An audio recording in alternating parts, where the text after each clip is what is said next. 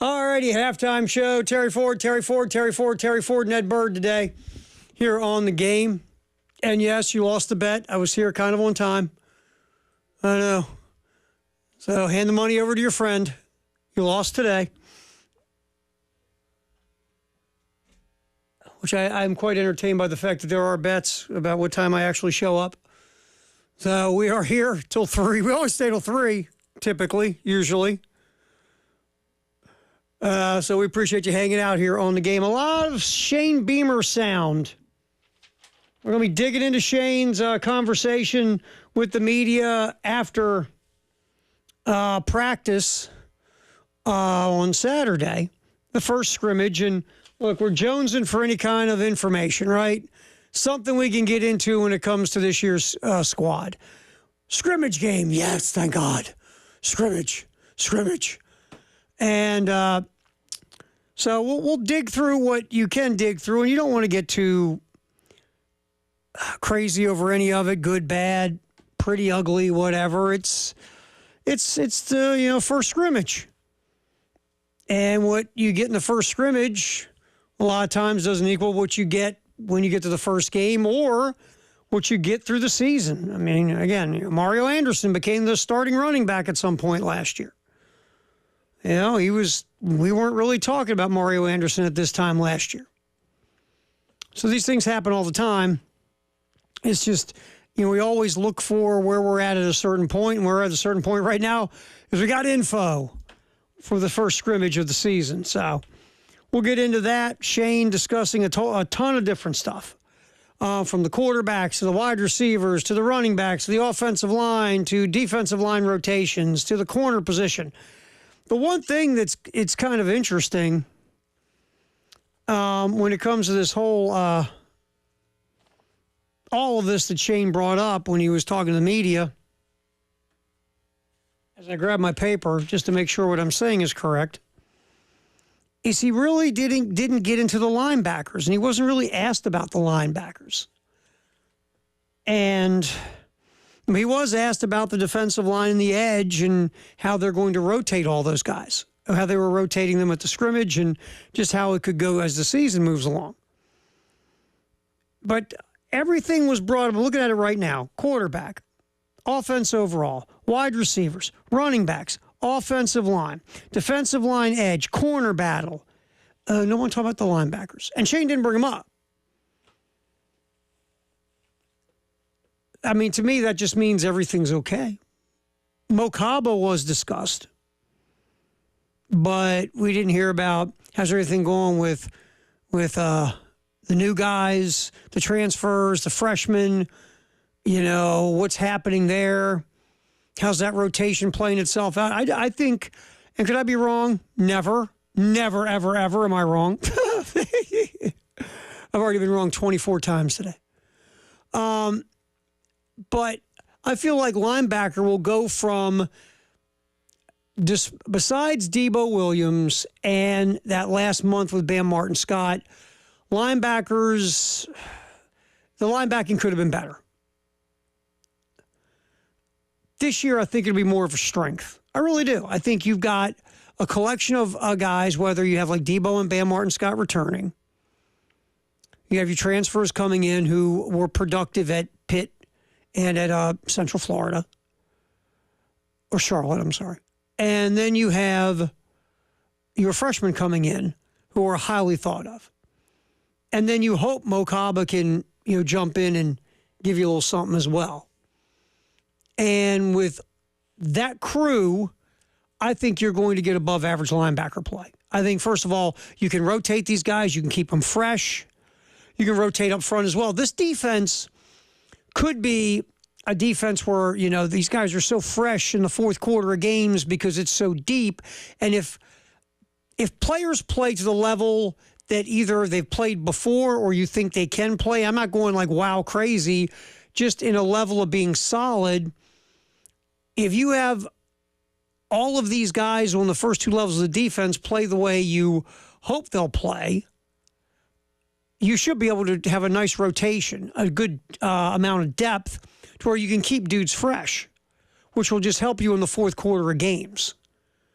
So this defense, again, I believe if you take what you did in November and you continue down that road and I know you've added talent, but still, you got to take the mindset, the mentality, schemes, whatever worked in November, and you keep going down that path.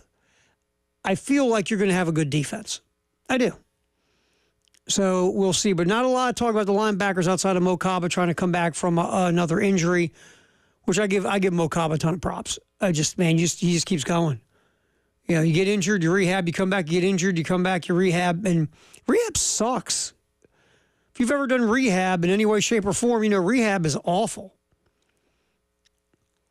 I blew ankle ligaments all over a basketball court in Seattle. Matter of fact, in the parking lot, too. Some kid said, "Sir, is this yours?" I go, "Yeah, it's my ligament. Give me that. Thanks."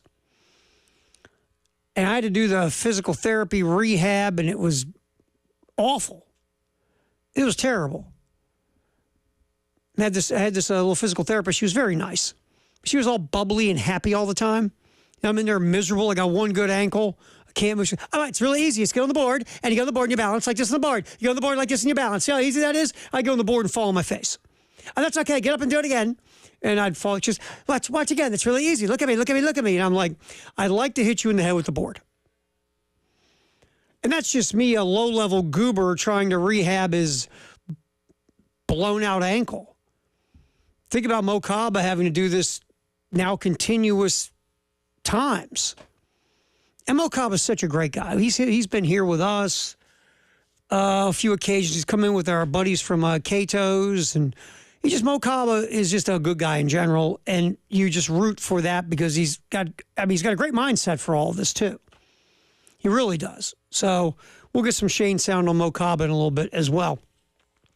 Like I said, we're going to get as much of this in case you missed Shane's presser that was available in various places like, Gamecock Central and even the YouTube page for South Carolina. So in case you missed some, we're going to play a bunch of Shane today, talking about many, many, many different things after the first scrimmage. Again, you don't take too much from it. There are some interesting things, though, that have come out that we're hearing, whether it's from our buddies Wes and Chris or what you're reading from Jack or whatever the case, and others like, Big Spur, Rivals, whatever. So there are a few things that are happening right now.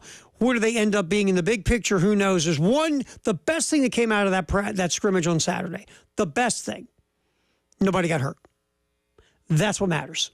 Everybody that walked on the field with two legs walked off the field with two legs. No major injuries. Nothing that can cause any kind of drama. No drama. Like my neighbor would say. We got drama. There was none.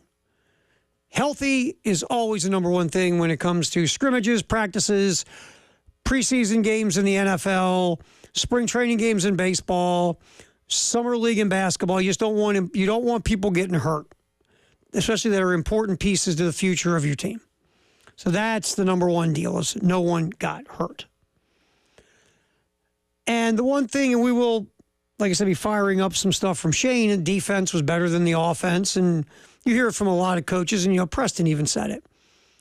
That's kind of expected this time of year. The defense will be ahead of the offense, especially for South Carolina, because you have so many question marks on offense. A ton of them. So the defense, with all that experience that they have, should be ahead of this offense. It makes total sense. Preston was funny. I think it was Friday. If the offense was way ahead of the defense at the scrimmage, that's great, but you also have to be worried at this point of camp about your defense. And Shane he'll talk about the offense overall, and we'll get to it, and then we'll kind of riff off of what Shane says. But again, defense ahead of the offense to the surprise of no one. And we got a lot of that coming up. Also, the Olympics wrapped up. Obviously, a killer Olympics for the United States, who just tore it up. We had the gold medal games in men's and women's basketball that were closer than you thought. Look, here's the interesting thing.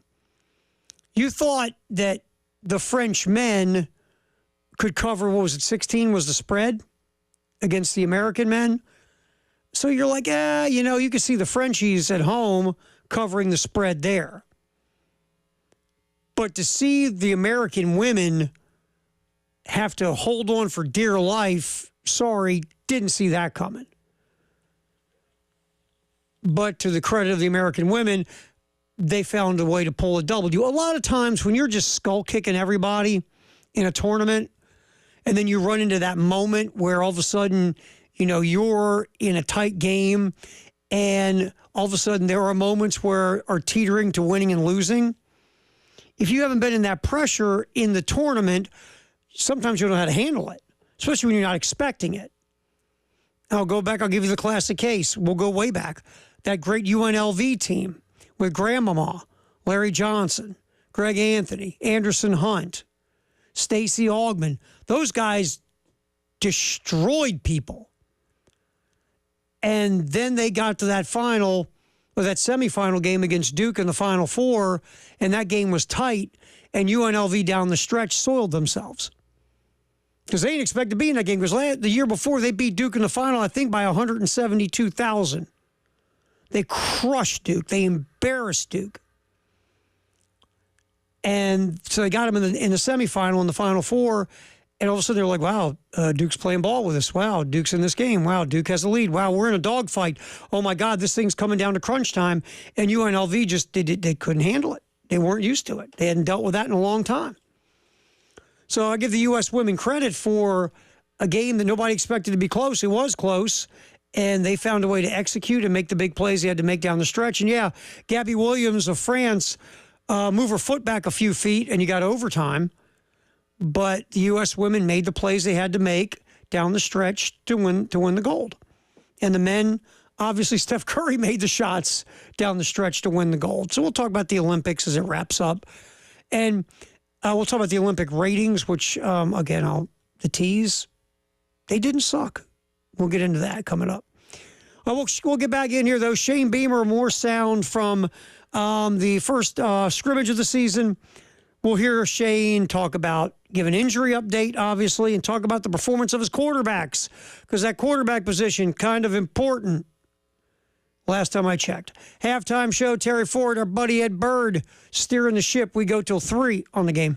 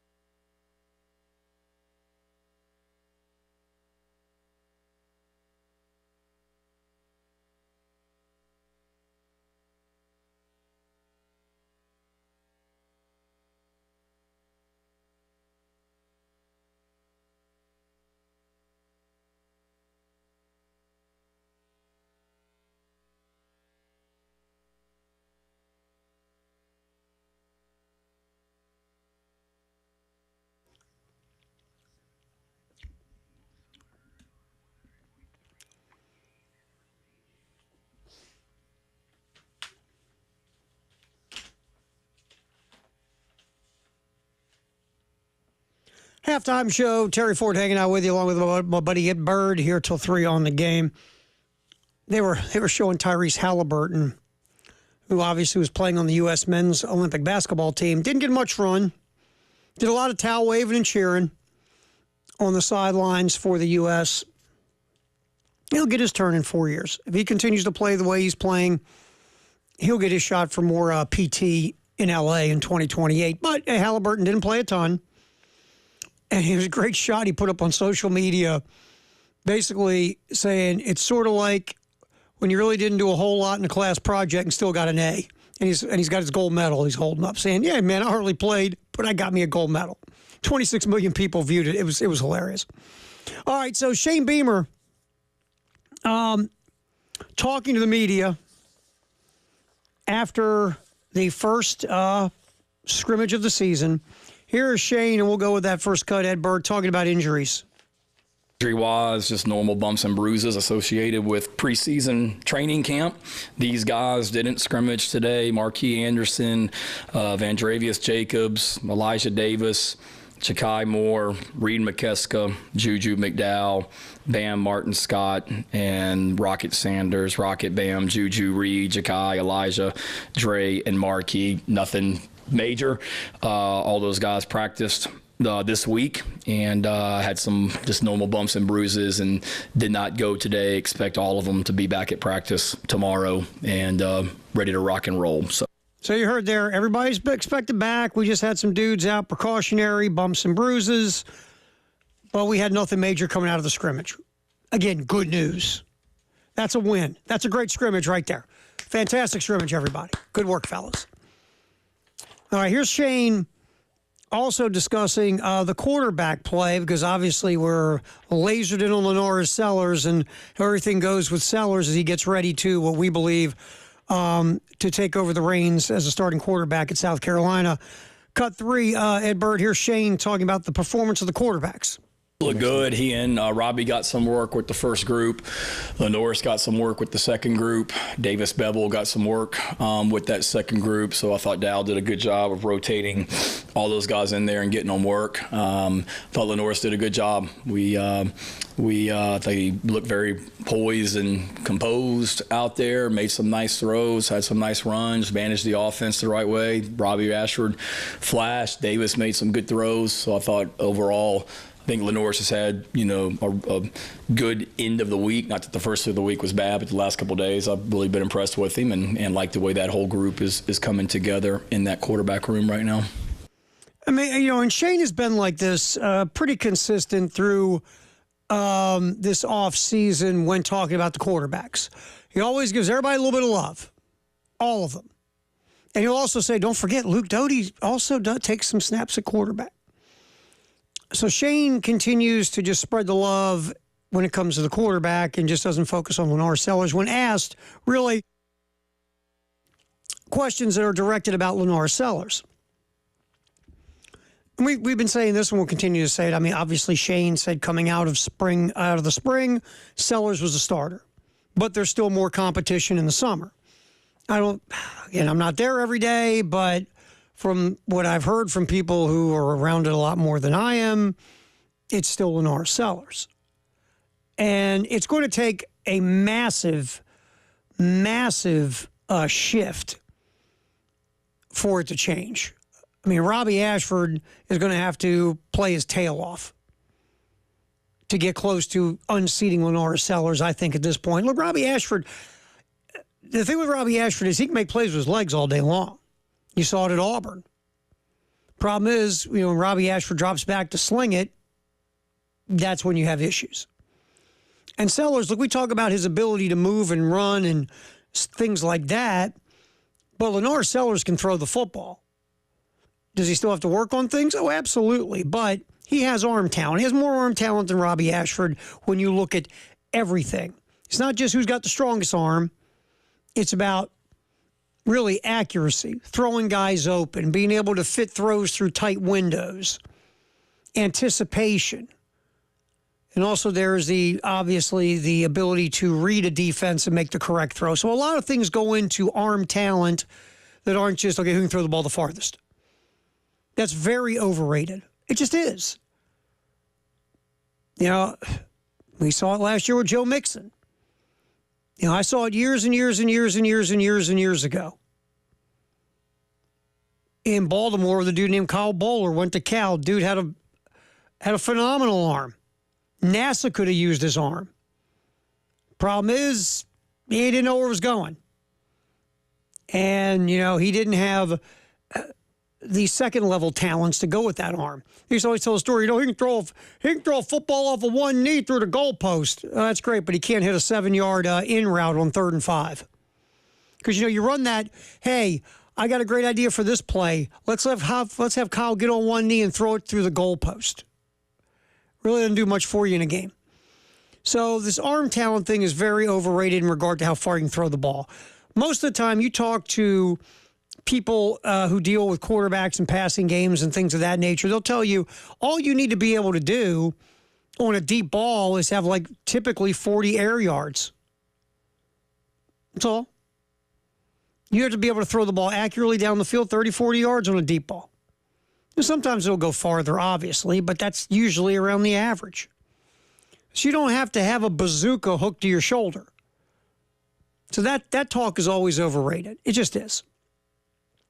Really what a lot of people worry about when it comes to arm strength is making throws outside the hashes accurately and with the zip that you need so it doesn't go the other way on a pick six.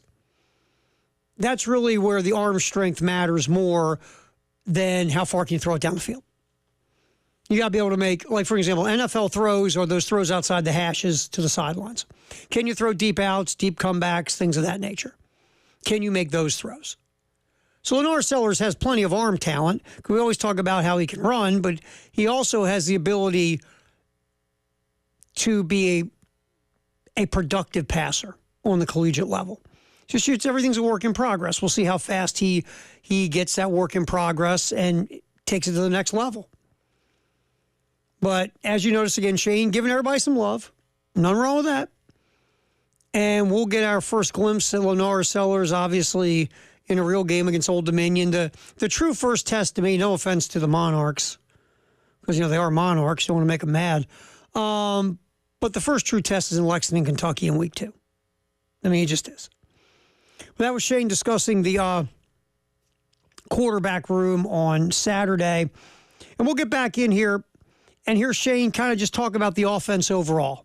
That'll be in our next segment as we continue on with Shane Beamer after the first scrimmage. And we'll hear what Shane thinks about the offense after Saturday.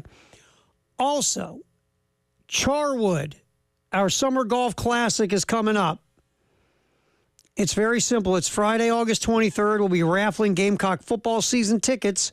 Also, we'll be giving away our ultimate season ticket as well. Just call Charwood 803-755-2000 for more info. It's a good time. It's fun. You get fed. There's a beer cart. Let me repeat that. There's a beer cart.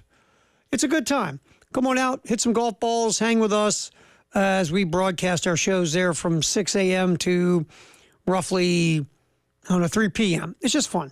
Come on out, hang with us. It's our Summer Golf Classic at Charwood. Again, call Rock and the folks over there at Charwood at 803-755-2000 to set up your foursome. All right, we'll get back in here. Shane Beamer talking about the offense's performance at the scrimmage on Saturday. That's up next. It's a halftime show. Terry Ford, Ed Bird's here. We go till 3 on the game.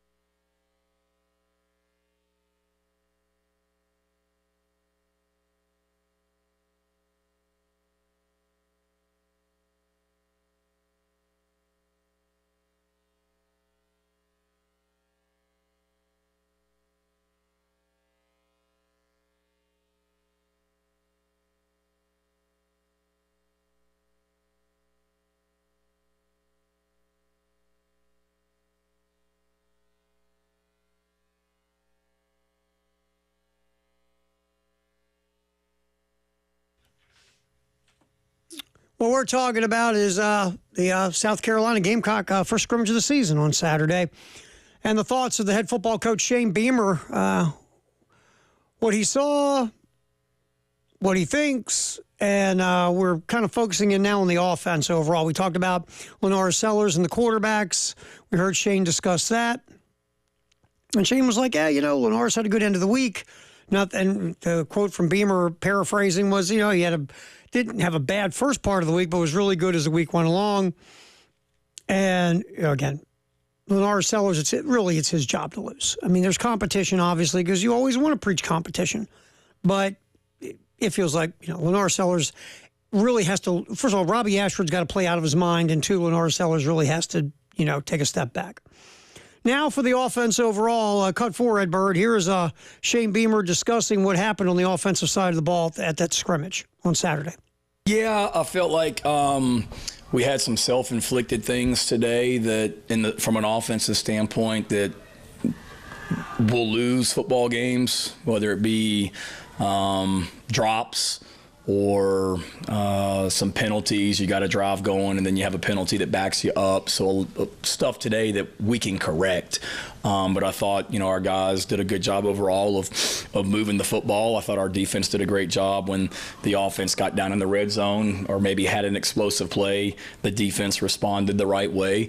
Offensively, there's no question we have to do a better job of finishing drives and making sure that we're not doing things that beat ourselves, because we certainly had a lot of that last year. But overall, I was pleased, especially not having, Marquis Anderson, who we're counting on, and Jakai Moore, who we're counting on, and, Juju's going to have a critical role in this offense, and you hope that Vandravius Jacobs continues to come along and whatnot. So with those guys that were out there, saw enough that, typically scrimmage ones are favor the defense anywhere that I've ever been. And it'll be very good. I'll be very eager to see how the offense responds this week before we go into next Saturday's opportunity back out there in the stadium. Real interesting. Some of the things Shane said there about the offense. First, move the ball, just couldn't finish drives. There was, drop pass here or there. There was some type of penalty, not pre-snap, but a penalty like a hands to the face or whatever that would stymie a drive. And you saw that last year. Example, remember the North Carolina game. Second half of the North Carolina game in the opener, Gamecocks, they spent the entire second half in North Carolina territory. They just couldn't finish the drives because at some point Spencer Rattler got sacked.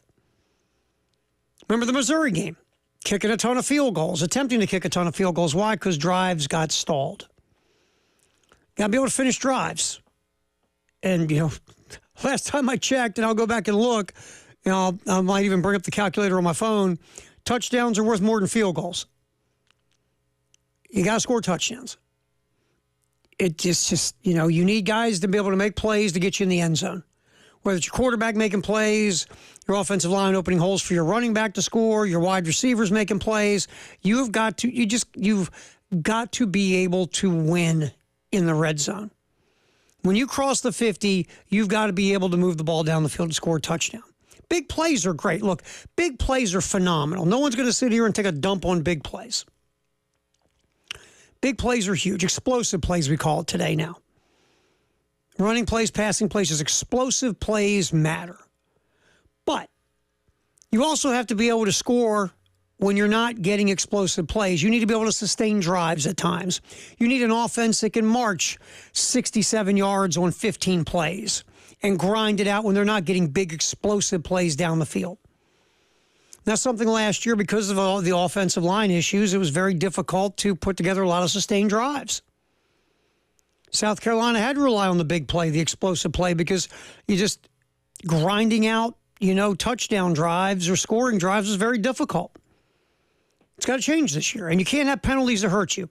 Last year, especially with the issues on the offensive line, what made things 100 times worse was that offense would be cooking along. It'd be a first down. South Carolina would gain 6 or 7. Now you're sitting at a 2nd and 3, 2nd and 4, and all of a sudden, there's one of those stupid yellow handkerchiefs on the field, red hankies or whatever, and you're getting marched back. Then all of a sudden, that 2nd and 3 or 2nd and 4 has become 1st and 20, and that hurt last year as well. So you can't shoot yourself in all of your feet. You got to start being able to sustain drives when you're not making big plays. And that's one of the things that has to get better this year. All right, Ed Bird, let's grab another cut here while we're rolling through this with Shane Beamer. Focus on cut 7 real quick. And talking about the wide receivers, like Shane said, there were some drops during the scrimmage that helped the offense sputter to where they couldn't finish drives. But overall, here's Shane talking about the wide receiver group. Again, cut 7, Ed. Yeah, when you talk about that group, there's no question it is what it is. We have more smaller guys, if you will, than bigger guys. We don't have our top guys are not that body type. But then you also have, Dale Von Campbell and Nick Harbor, who are big bodies on the outside. So I think between Camp and Nick, you got 2 guys that give you that big presence at the receiver position. And then you've got some other guys that certainly can make plays and have a skill set. And then I wouldn't, rule out, I really like our tight end group. When you talk about Brady Hunt, you talk about Josh Simon. Nobody ever talks about Maurice Brown. That guy's going to play a lot for us on offense this year. Mike Smith, David mentioned him, is going to play a lot for us on offense this year. So we're excited about what those 2 guys have brought to the equation in that tight end room. And like I told our team the other day, Jack, like my job as the head coach is every single week to do what gives us the best chance to be successful and put the best 11 guys out there to play. And whether that means 4 receivers or whether that means no receivers, will do what gives us the best chance to win football games. Same thing with running backs, tight ends. Let's find out what these guys do and give them opportunities to go make plays at the running back, tight end, and receiver position. All right. I mean, what was interesting in that conversation was also the tight ends got pulled into it, and we'll get to that in a minute. But there's a lot about Jacobs that we hear, the transfer from Florida State. Redshirted last year, didn't get a whole lot of opportunity. Obviously, Florida State had 2 experienced receivers who were part of the NFL draft. But a lot of people like Jacobs, the athleticism, the high ceiling regarding ability as a wideout. We'll see what he does here because you're hearing his name a lot. And we'll see if it translates into something starting with the Old Dominion game. We'll see. Also, you heard about Nick Harbor and you heard about Campbell, the big, tall wideout that came in from Nevada. We'll see what those guys can do. Jack Veltri was on with Tyler this morning during the extra point, talking about Harbor, making a play in practice. And just any play Harbor makes, that equals more experience/success. I know it might sound a little weird. Hey, Nick Harbor caught a pass. You're going, oh, well, duh, he's a wide receiver, man. That's what he's supposed to be doing. But a guy who is so raw, who missed out on spring ball because obviously his track commitments, just anything he is doing that can stack confidence and experience is a good thing. Because at some point this year, you're hoping he can bring you some stuff.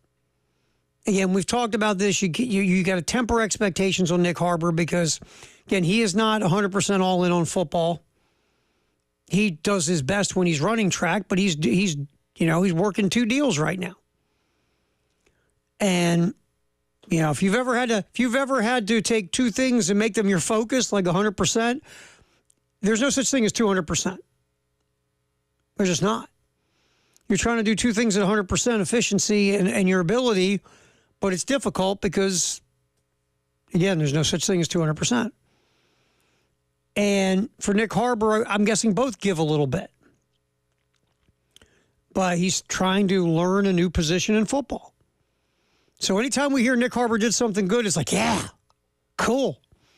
And like I said, as the season goes along, you hope you see big plays out of Nick Harbor, using that speed as a weapon versus opposing defenses. And maybe Nick will start to learn the nuances of playing wide receiver, the route running. It's not just catching the football, but learning how to position yourself correctly while catching the football. And learning how to be able to read a defense to understand, okay, they're doing this, I got to go do that. The little things about the position. Route running's so big, man. It just is. We never talk about it enough. The ability to get open.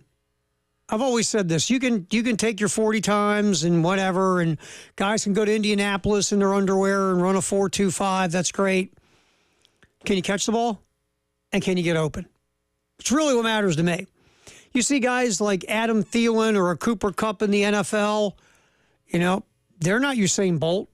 You know what they do? They get open. They know how to run routes. They know how to separate. They know how to do little things to get the space they need to get the football thrown to them. Those are the kind of things you want to learn if you want to go next level as a wide receiver. The tight ends, I thought Michael Smith's name is coming up. The freshman. You're going to hear him.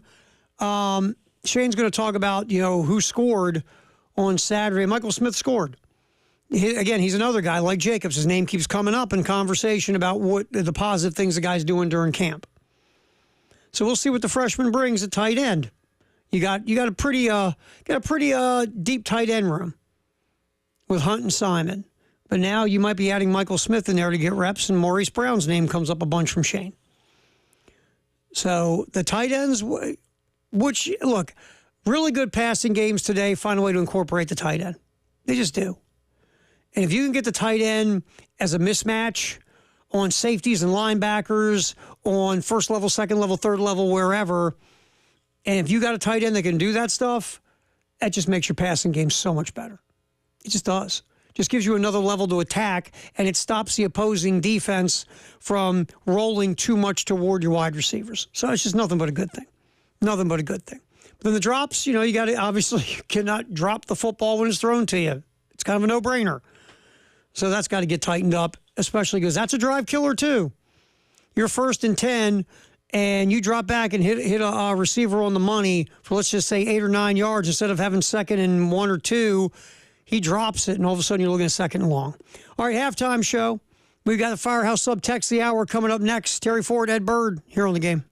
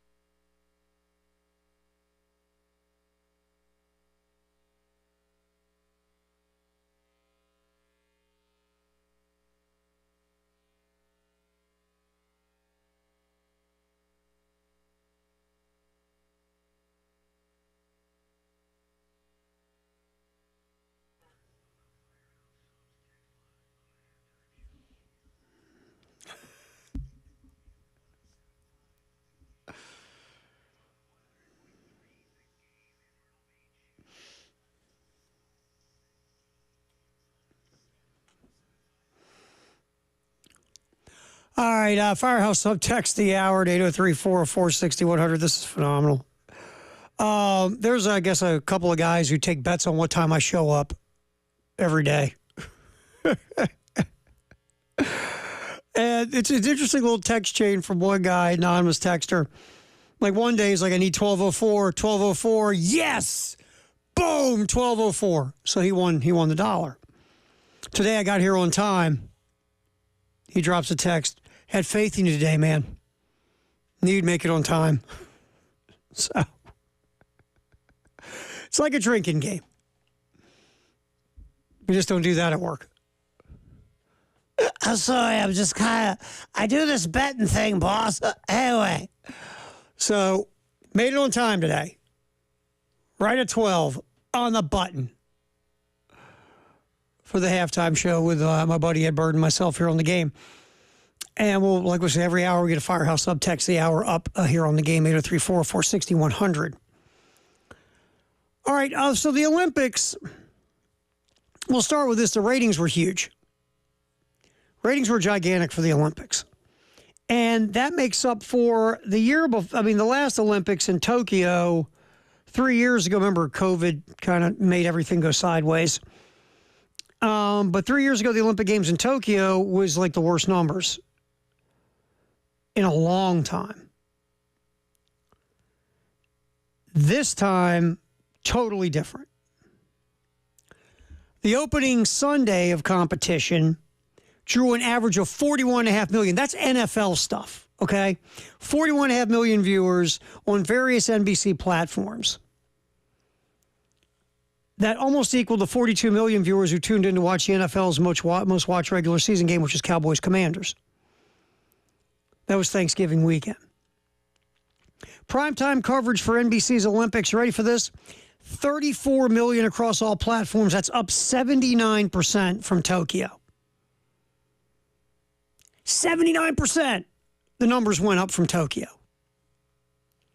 Now, there's a little bit more time zone love. I think, was it Paris, 6-hour difference, I believe. Ed Bird, who spent a lot of time in Paris as a youth, just whispered in my ear, it is a 6-hour difference.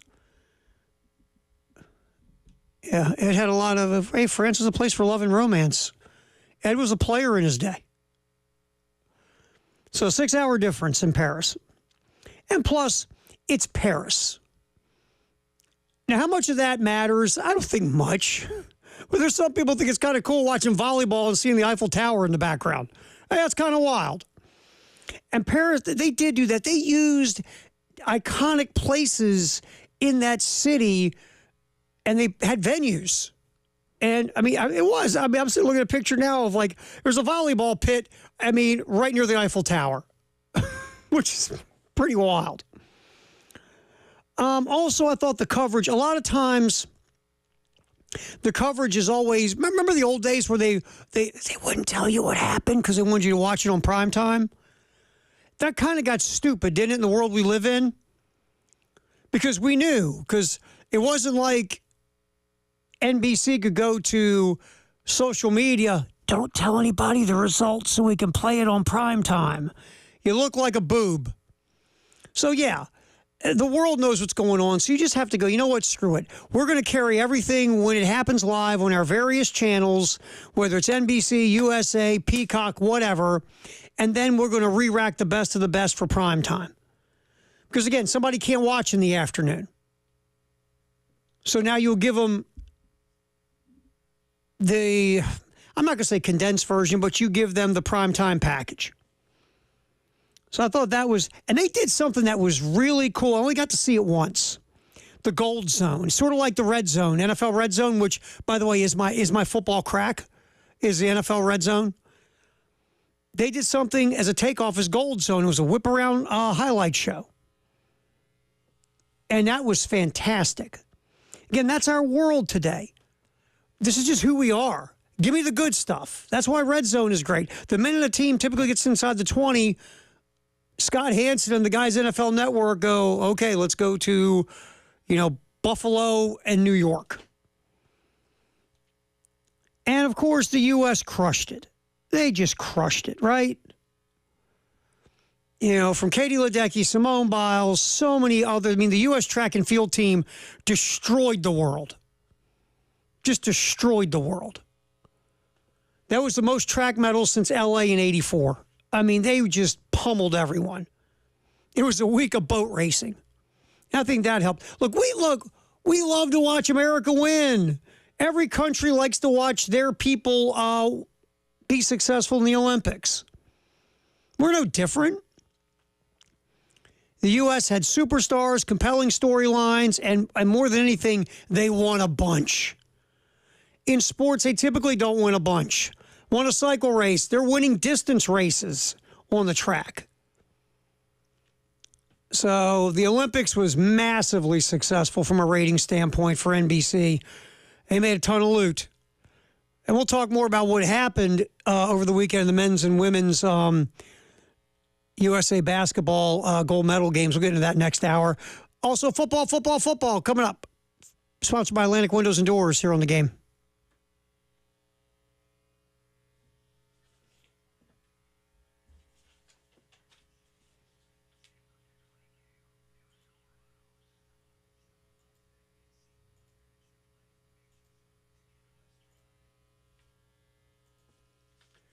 All right, so you want to do some cool stuff to your house. Maybe you're just bored with your home, or maybe, you now have some extra money to throw into the house, and maybe you'd love to upgrade the appliances. There's some really cool, fancy appliances out there these days. Stoves, ovens, refrigerators, all sorts of cool stuff, microwaves, dishwashers. Or maybe you just want to change the fixtures or the lighting in your home, or maybe you'd love to have a tub. You can just shut the bathroom door, lock it, and just sit in your tub. Maybe you're a guy that likes a bubble bath. You just like to tell anybody. Whatever. Go to the folks with 70 years of experience in the Vista on Gadsden. It is the Nest. 803-875-2025. Call. Make an appointment to go in and sit down and talk. Tell them your goals, your dreams, and your budget. They will walk you around the beautiful, vast showroom and show you all the things they can do for you, and they can put it in your budget. 803-875-2025. The Nest in Gadsden. Give them a call and get your dream home cooking.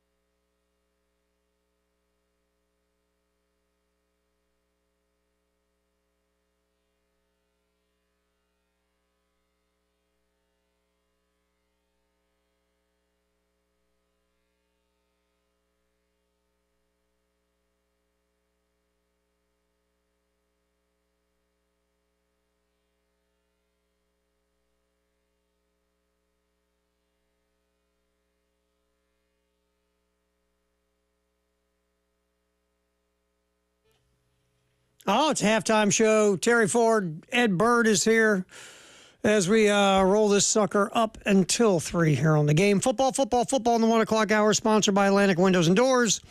We will get back to Shane Beamer and some of his comments from Saturday after the team's first scrimmage of the season.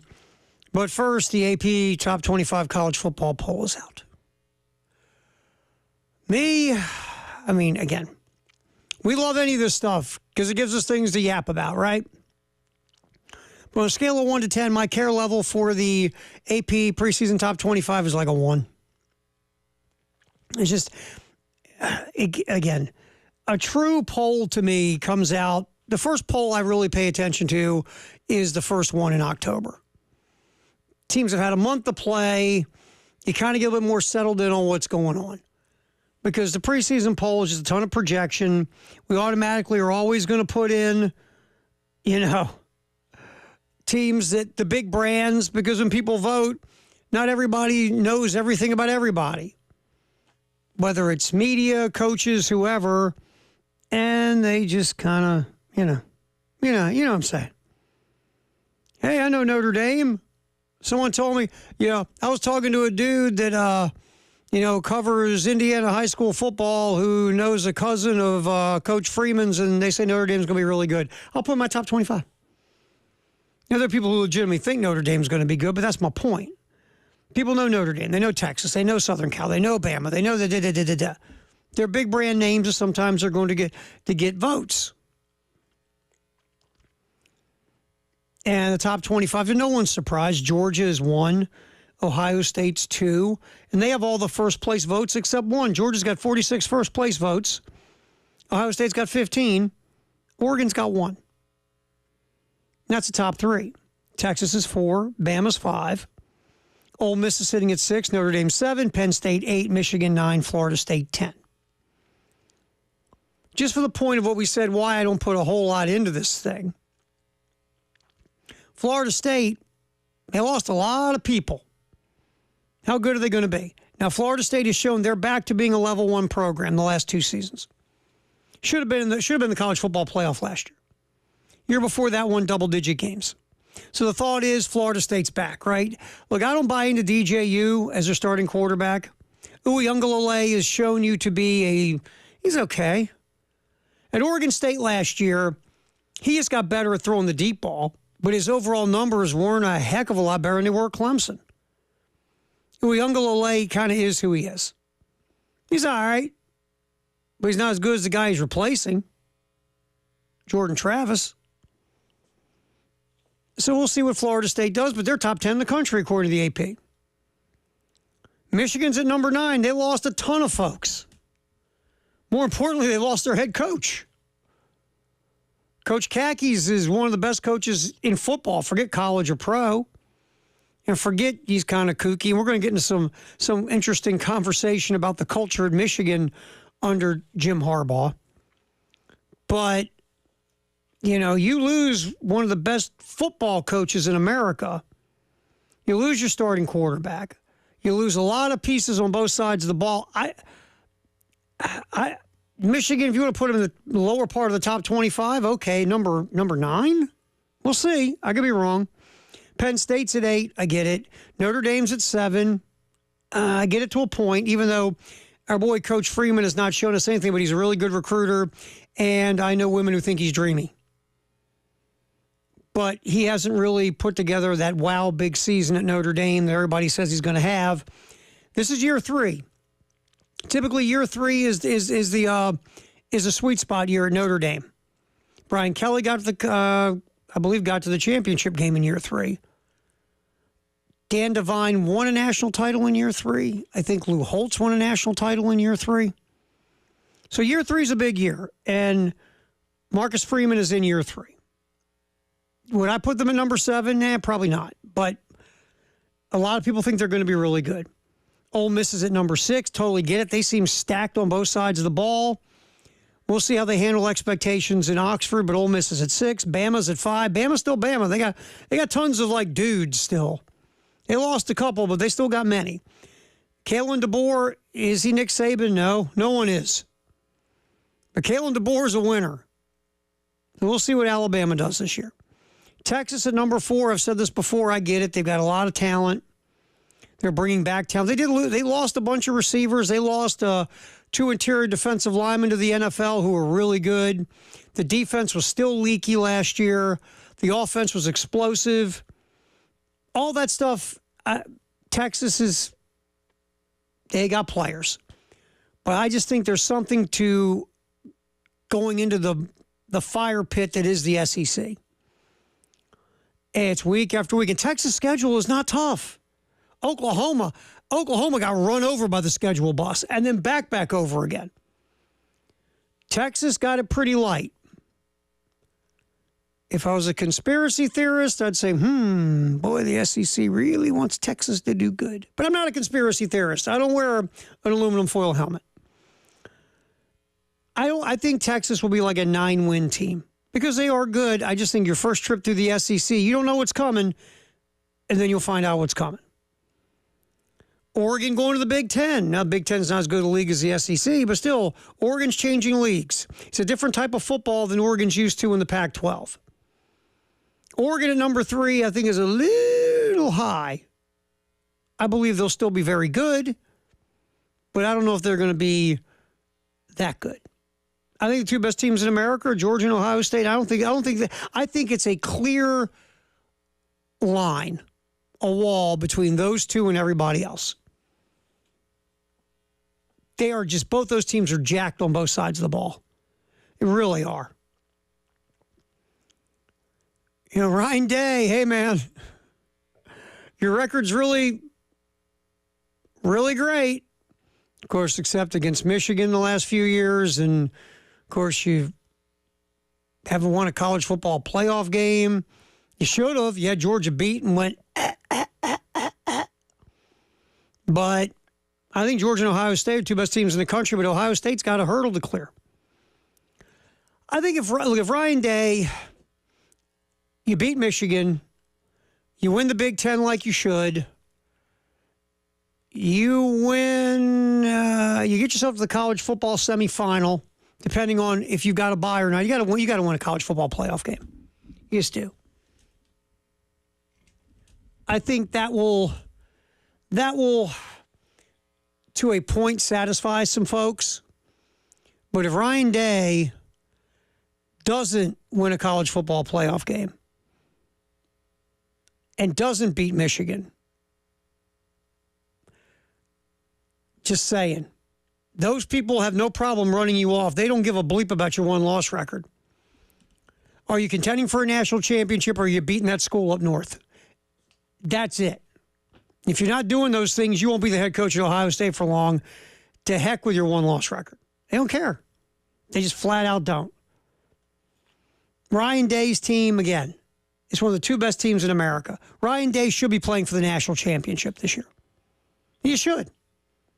I'm not going to sit here and give the hot take. If he doesn't, he should be fired stuff. We'll see how this thing plays itself out. But you got to beat Michigan and you got to win a college football playoff game. Because if you do get a bye, you're putting yourself in a pretty nice position to play for the championship. Just saying. So, to me, those 2 teams are just clearly the best. We went through the top 10. The rest of it comes down this way. Missouri's at 11. We'll see, right? A lot of people think Eli kicked the wall down and he's, ready to be a next-level college football program. We'll see. Your quarterback's coming back. Your big play wide receiver's coming back. You did lose some defense, especially your defensive coordinator. We'll see if 1 year was a blip and you go back to being 6-win Eli, or are you going to stack another big season? If you are, you got a chance maybe to sneak in the college football playoff. Utah's number 12, which is the highest-rated Big 12 team. And there are many folks who think Utah will win the Big 12. I'll say this, if Cam Rising, who is now back for his 17th season at Utah, if Cam Rising's healthy and that offense gets back to being what it was, Utah will win the Big 12. They're that good. They just are. It should be, if people feel that it's a 3-team horse race between Utah, Kansas, and Kansas State. Number 13 is LSU. Replacing a lot. You're replacing a lot of talent, but you got a lot of talent. So we'll see what happens with Brian Kelly and LSU. I saw something about the defense is making some splash plays in the summer, but they're not being consistent. And remember, the defense last year was hard. It was hard. Number 14 is Clemson. Clemson's schedule sets up for them. If they can get any kind of offense in any way, shape, or form, they could be a two-loss team. But if the offense doesn't kick in, you could see what you saw last year. We'll find out. Tennessee at 15, a lot of people's dark horse to possibly make the college football playoff. It's all about Nico. It's all about that fancy young quarterback. What can he do? If Nico plays more like Hendon Hooker than Joe Milton, Tennessee's got a legit shot. 16, Oklahoma. That's one of those where I feel like, well, let's vote for Oklahoma. Why? Well, they're Oklahoma. Defensively, they should be better. But offense is a huge question mark. You lost your offensive coordinator. You lost your starting quarterback. You made a decision.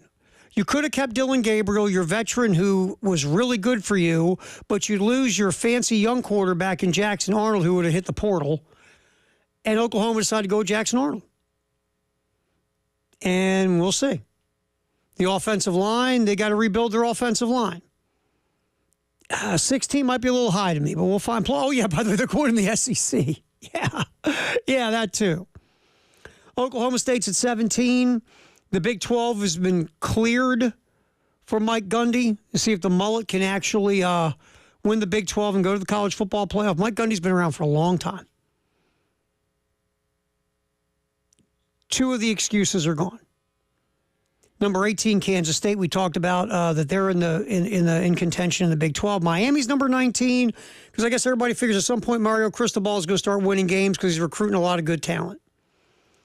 Number 20, Texas A&M, another dark horse. There's a lot of Matt Hayes did a very interesting post about that great recruiting class from 2022 that Jimbo had. I'm going to get into that this hour. I'm going to try to. But A&M at 20, again, they got players, man. On paper, they got some dudes, but can they translate it to W's because they couldn't under Jimbo? We'll see what Mike Elko does. 21, Arizona with a new head coach. People think they might be able to make some noise in the Pac-12. Kansas at 22. Southern Cal at 23 because, again, the name's Southern Cal. New quarterback, new weapons on offense, trying to get a defense that actually can stop somebody and force a punt. Let's face it, the opposing team playing Southern Cal didn't even bring their punter to the game. They're like, hey, dude, why don't you just go to Applebee's? 24 is NC State. 25 is Iowa. So there's your AP top 25. All right, we will get back in here. Shane Beamer talking about what went on after the first scrimmage. All right, Ed Bird, coming back, we're going to let's zone in on Shane Beamer talking about the hockey shifts at the edge and the D-line, which will be cut 5. We'll get that coming back. It's a halftime show. Terry Fort, Ed Bird, glad you could be hanging out with us as we go to 3 on the game.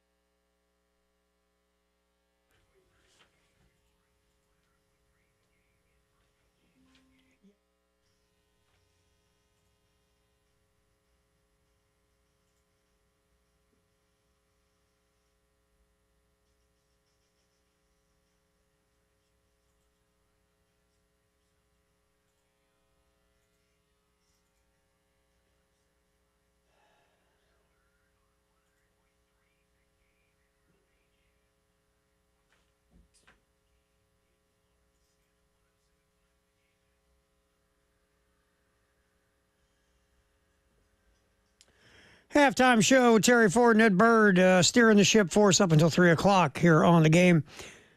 And then Jay will take over the postgame show. Elijah out. How dare he want vacation? To spend time with his family for a weekend. Usually you get a good day or two out of that. And then it's like by Wednesday you're like, do I really have to keep hanging out with these people?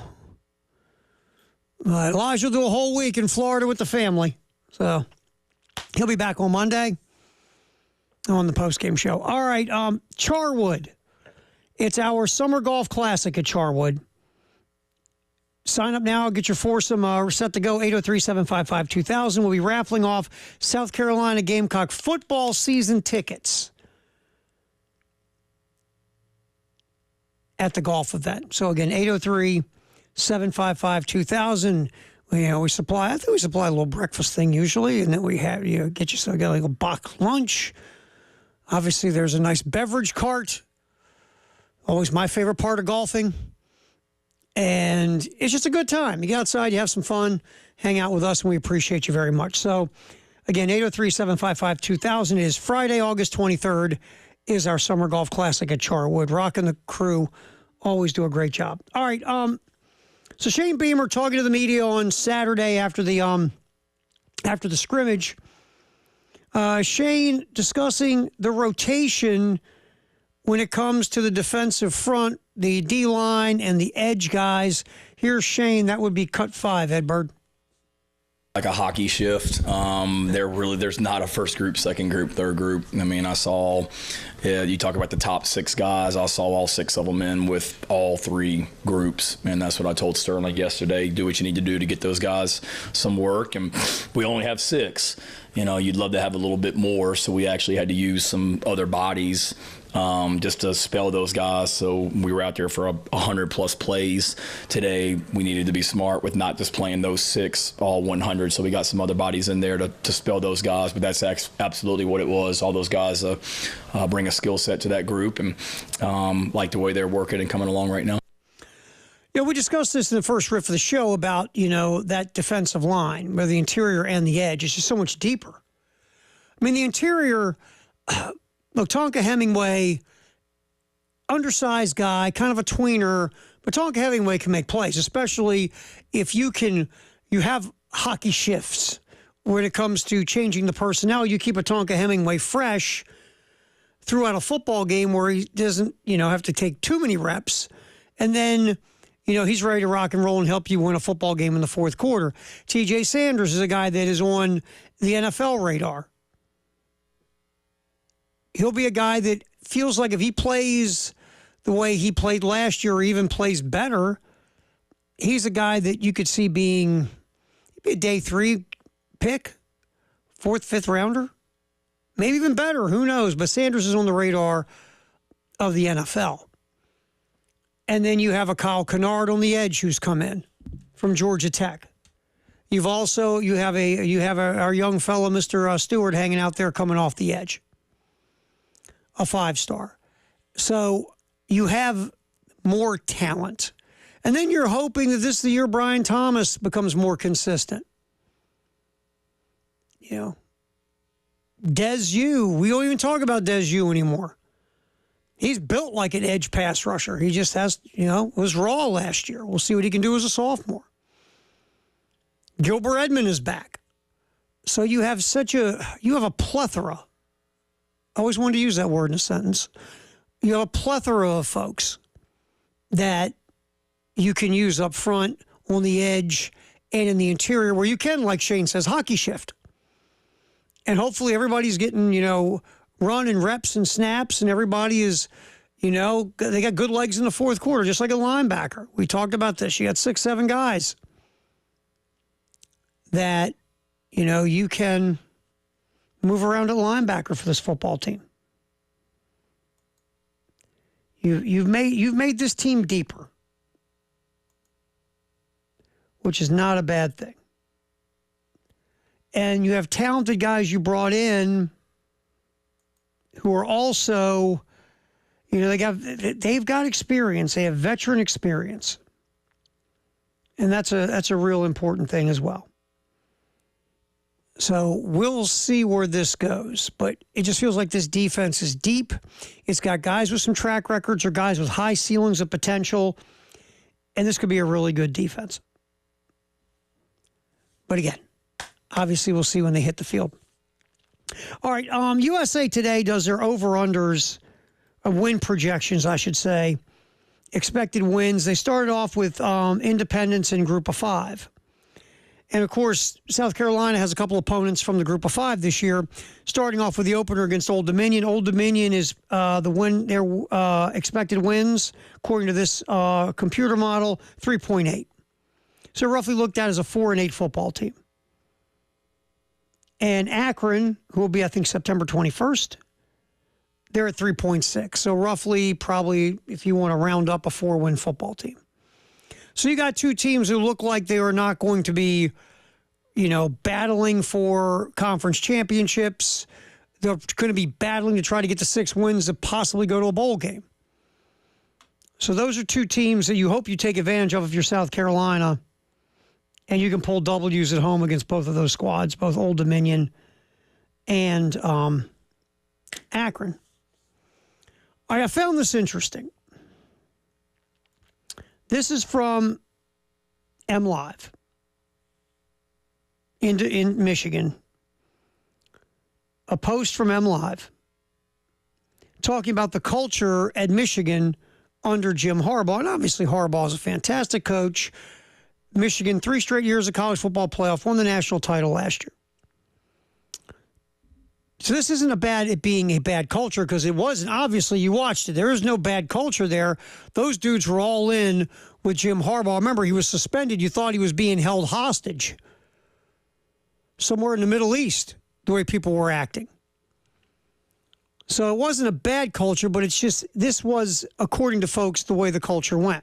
Former recruiting director at Michigan told the NCAA that Jim Harbaugh urged him to, quote, get guys to campus and fostered a culture of indifference, urging staffers to, quote, go up to the line and cross it if you have to during the pandemic era dead period. Remember, Harbaugh's got that show cause now because of, I'm buying a kid a cheeseburger or something goofy and stupid. But the culture was, again, this is not just Jim Harbaugh here that goes this route. But during COVID, get guys to campus and foster a culture of indifference, urging staffers to go up to the line and cross it if you have to. And, of course, they did. Early 2021, multiple football prospects visited Michigan's campus on these informal visits because Harbaugh wanted to get guys to campus. Additionally, a former recruiting director who was not named in this report reported that the football staff had no process in place to alert the athletics compliance staff when prospects are planning to visit the campus. But basically this, Jim Harbaugh said, look, screw all this. Get guys on campus. We got to recruit. We got to win. Tiptoe to the line. If you got to cross it, cross it. Just let's get this done. Let's be smart and let's not get caught. And if we do get caught, we know the NCAA will screw it up for a while anyway, and hopefully we'll be really successful for a few years and then go to the NFL. Jim Harbaugh is not the only coach who would feel this way or felt this way, but that's the culture. A lot of programs have tiptoe right to the line, and then all of a sudden, if that's not good enough, okay, let's step over it, come back, step over it, come back. Of course, Jim Harbaugh knew what was up. Now, I'll say this really quick. Is buying a kid a cheeseburger, making it against NCAA rules stupid? Absolutely, it's dumb. The NCAA has a lot of dumb rules, a lot of asinine rules, ridiculous rules that are going to be going away now because the NCAA feels like they're eventually going to go away. But they were rules, and you knew you were breaking them, no matter how dumb you think. What if you decide to think the speed limit was a dumb law? And you decide you're going to bust 100 through your neighborhood? And you get pulled over and you go, I think it's dumb. Makes no sense. I don't like it. I'm not going to do it. No, you broke the law. You can think it's a dumb law. You can go to get it changed, but it's a law. In the NCAA, their rules were law. And we all, look, there's a ton of them we think are stupid. Was it Steve Alford was on a calendar once for charity, and that was a violation? That's dumb. But those are rules. And you're knowingly breaking rules because you don't care, because you know, but you know, too, that if you win, you're going to be protected and people are going to stand up for you, whether it's at your university, your fans, your alum, because that's all we care about is winning. Let's just be honest. We don't care about following the rules. We don't care about the grade point averages. We care about W's. So this is not just the, Jim Harbaugh. No, this is just, this goes on a lot. But that's just a very interesting insight from someone with boots on the ground at the University of Michigan. I will get back in here. Halftime show, Terry Ford, Ed Bird, football in the 1 o'clock hour. Texas A&M, that big recruiting class, what happened to them? What happened? We'll get into that next here on the Halftime Show on the Game.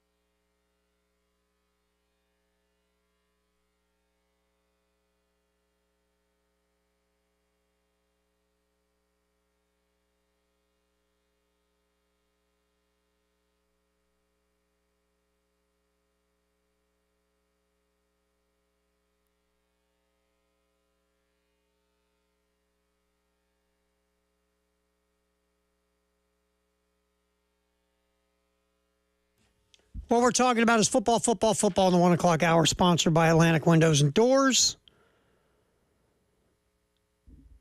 We've been talking a ton of Shane Beamer, his thoughts after the first scrimmage of the summer camp of 2024. Here's Shane discussing the kicking competition, which is a thing. Remember, Mitch Jeter only missed 2 kicks in 2 years. Took off to Notre Dame. Now we have a competition. And here's Shane Beamer talking about the kicking battle. I think it's been very inconsistent. I think all those guys have had opportunities in practice that they've taken advantage of, and then they've also missed some really good opportunities to take a step forward. So it's I don't think we're any closer to having a starter at that position. I'm not worried, but it just overall has not been consistent as much as I would like. Having said, Kai Kroger and Mason Love are punting the crap out of the ball right now, so I'm really excited about those two guys and the way they're hitting it. And our kickers will be fine. They just we've got to keep putting them in pressure situations. And one thing that we've done this year preseason different is just putting them in pressure situations where something's on the line for the whole team, good or bad, depending on their kick, and trying to create those, if not daily, pretty much daily. We've been talking about this in the offseason a little bit, that, like, again, South Carolina is used to having high-level kicking. They've had for a long time. They've had kickers in the NFL. So kicking has never really been an issue for the most part at South Carolina. Now, this year, you have guys who are unproven, like an Alex Herrera, William Joyce, and, you're hoping somebody shakes through it. Just saying. You have a couple of freshmen here as well, with a Mason Love and a Peyton Argent. Now, your thought is Herrera should step up and snag the gig, right? He was fighting for it a couple years ago when Mitch won it. And when you hear Shane say, it's still kind of up for grabs and it hasn't been as consistent, I'm not saying panic. But you're like, well, this thing better shake itself out. And somebody's got to come out there to be able to make kicks. I mean, you've got to, we always say about taking kickers for granted. You take kickers for granted until they start missing kicks, like long snappers. I've always said this about the NFL, of my times of working in NFL towns, is I get it. There's a certain point you're not paying a kicker. You're not making a kicker, you're the highest paid guy on your team. But I'm going to, if I have a really good kicker, like the Ravens have Justin Tucker, who's to me the best kicker in the NFL over the last decade, I'm paying him to keep him. Because I know in a swirling wind, in a game where I'm down by 3, Tucker can boot a 42-yarder to tie the game. I know he can. There's a value in having that. And I think that there's a value in knowing your kicker, if need be, is going to make big kicks for you or make long kicks or whatever the case. You're not worried about your kicker. We've seen the college kickers you worry about. You don't want to be that program. I'm not saying that's going to happen here. Long way to go. But you're just hoping somebody, and it feels like at some point Alex Herrera should take this competition by the short hair, so to speak, and be the kicker. He's a senior. He's been around for a while. He hasn't done a lot of kicking in games, obviously. But you feel like he should be next man up. But if not, if someone else can, step up and start making kicks, then that's fine too. But, you don't want it to be a thing is what I'm saying. You just don't want the kicking to be a thing. And so far, the competition far from over. Football in the 1 o'clock hour, sponsored by Atlantic Windows and Doors. Matt Hayes put up a very, very interesting post recently in Saturday Down South. I've not had a chance to get to it, but I want to today. So Texas A&M in 2022 put together a 30-player recruiting class that was looked at as the greatest modern recruiting class ever. Remember that? Then we had all the controversy. Nick Saban, in front of the Tuscaloosa Rotary or whatever the heck it was. Saban was talking about how Jimbo bought a recruiting class. And look, Nick wasn't doing it to dog Jimbo. Nick was doing it so, hey, by the way, you guys here at the Rotary, get your wallets out. We got to start buying players. This NIL thing is real. Jimbo, of course, got upset, went at it with Nick, started talking about stuff in the media. They went back, and then Nick finally said, I shouldn't have said it. I'm sorry. But there are people that think Jimbo will never get over it. Well, that recruiting class that was going to make Texas A&M a power, there was 30 kids. Guess how many are left? 15. 15 out of 30. Out of those 15, 5 are projected starters for the 2024 season. 5 are number 2 on the depth chart, and the other 5 are third team or worse. 15 out of 30 are left. Look, there's attrition in every recruiting class. That's why we always say, and again, Maryland head basketball coach Gary Williams said this years ago, or ex-basketball coach Gary Williams. He said, we always rate these recruiting classes when they're coming in. Well, why don't we wait and rate them when they're going out? Because that's what matters, right? And look, the 4-star, 5-star system has a ton of value because that typically turns into high-level college football teams who compete for championships. But every recruiting class has a pretty good percentage of folks who don't make it through. They just do. Obviously, the smaller percentage, the better. And already A&M hasn't gone through this class, and half of them have dipped. Some of the guys left, is Casey Wegman, the quarterback, is one of them. But they've lost guys who are looked at as possible NFL prospects, like Walter Nolan, who's now at Ole Miss, defensive tackle, wide receiver Evan Stewart at Oregon. And remember, Nolan was, I believe, the number 1 recruit in that class. And, besides Connor Wegman, I said Casey, I think Connor Wegman and Noah Thomas, none of the other 15 are really on the NFL radar.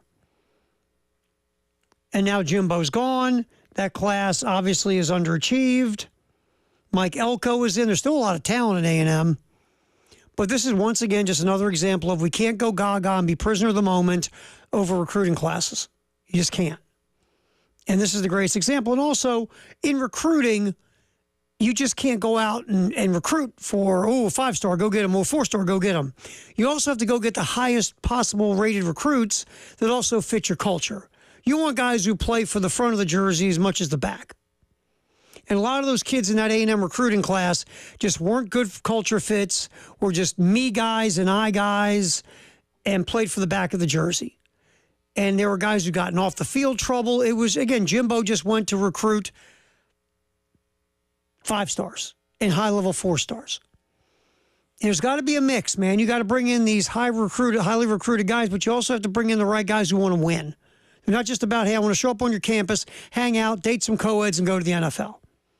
You got to actually care about your program and being part of it and being part of the winning culture.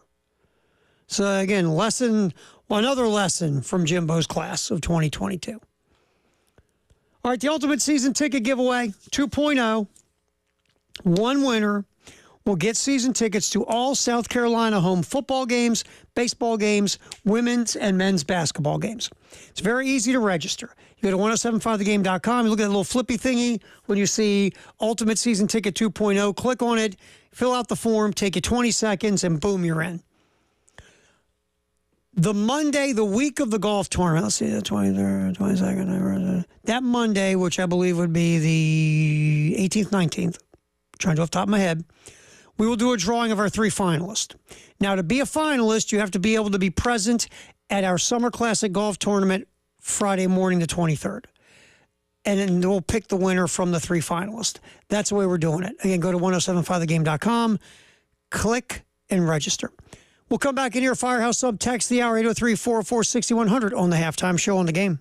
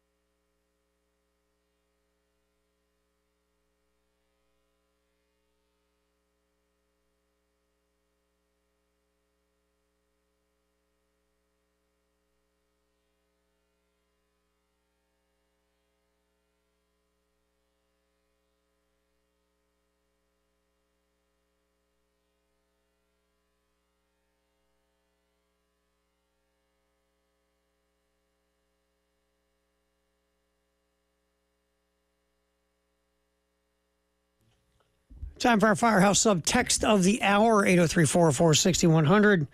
Here on the Halftime Show. Terry Ford, Ed Bird, glad you'll be hanging out as we cook till 3 here on the Game. Football in the 1 o'clock hour, sponsored by Atlantic Windows and Doors. Text, why was Jacobs, the wide receiver, the transfer from Florida State, why was Jacobs limited? I think Shane expects him to be a big part of the offense. You know, it's interesting that Wes and Chris were talking about what they think is Dre Jacobs. which would be great because that'd be a lot easier to say. Jacobs was, again, it's all precautionary, just holding them out. Nothing major. But you hear a lot more about Jacobs as practices have gone along. Wes and Chris were talking about him on the show today on the Gamecock Central Takeover Hour between 11 and 12. He is a guy that been a lot of whispering about what he can bring to the table. A lot of eligibility left, too. He was redshirted last year. So the hope is Jacobs can continue this evolution, and maybe he's a guy that can bring some consistent playmaking to the offense. Jacobs has been talked about. Mazio Bennett, the freshman. You have a plethora of transfer wideouts. Larvadane, Brown, who I know that the coaching staff is hoping will be consistent and give them some production.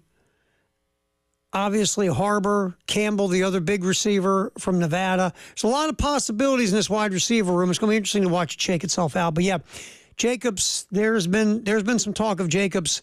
The way he's been playing and improving could be a big part of this offense in 2024. Again, we'll see. We'll see which way it goes.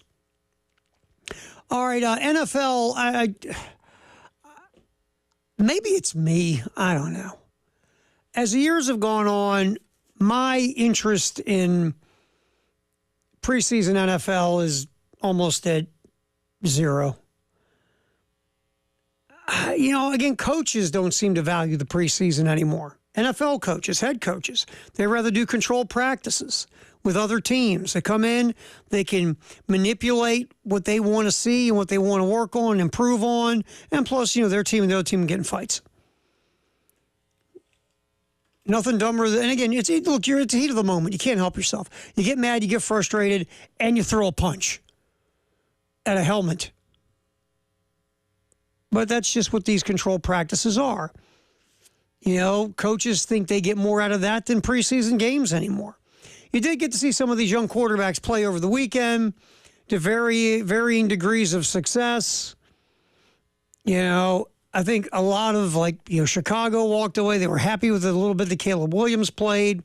Minnesota was happy for the most part with J.J. McCarthy. I think he did have a pick, made a questionable decision. Bo Nix, they think, is the second coming of John Elway in Denver after a preseason game. Jayden Daniels in D.C. had some good moments, completed a nice deep ball. Bottom line is this. All these young quarterbacks are going up against vanilla defenses. They're not going up against true ones across the board. There's not a whole lot you can take from any of this. But the one thing those fan bases can take is hope. Because they want these guys to be good so bad, right? Because if you have a franchise quarterback, look at Houston last year. Look at Cincinnati. Two franchises that become jokes. And now they're looked at as playoff contenders and Super Bowl contenders. All because they got the quarterback position right. You get the quarterback position right in the NFL, you've really got to screw up the rest of it to not be a playoff team. Just really do. I mean, Houston, we were talking about bad ownership, weird front office dynamics, some bizarre kind of Darth Vader guy walking around the hallways using voodoo to work his magic and all this other craziness, right? Tanking. Questionable coaching choices. It was a mess. The Texans, again, were a punchline. Not anymore. Got the quarterback right.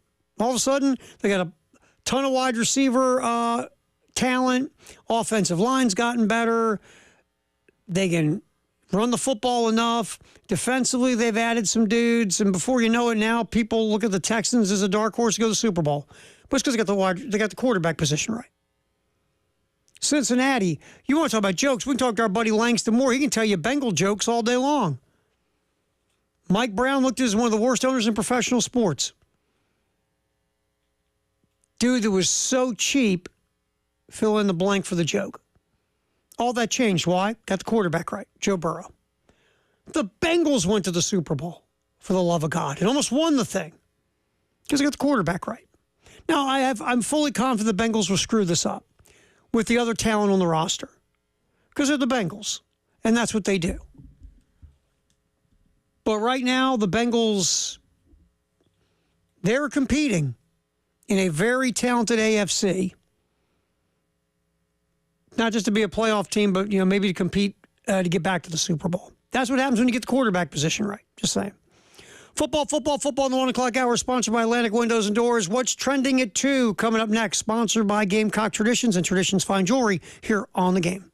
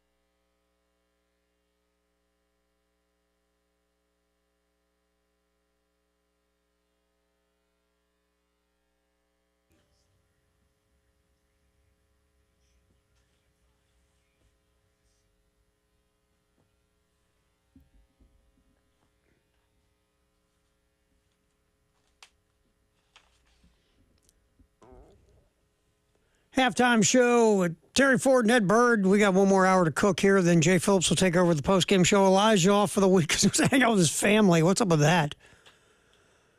Jeez. So Elijah will be back next week. But Jay, I believe David Cloninger will hang out with Jay this week, and also our buddy Jack Veltri from Gamecock Central. So they will be in here keeping Jay company for Tuesday and Wednesday. So, all right. What's trending at 2, sponsored by Traditions Fine Jewelry, Gamecock Traditions. Let's start off with going back to Shane Beamer talking to the media Saturday after the first scrimmage of Summer Camp 2024. Shane discussing the battle for the open corner spot across from O'Donnell Fortune. Here's Shane talking about what's happening with the opposite corner spot.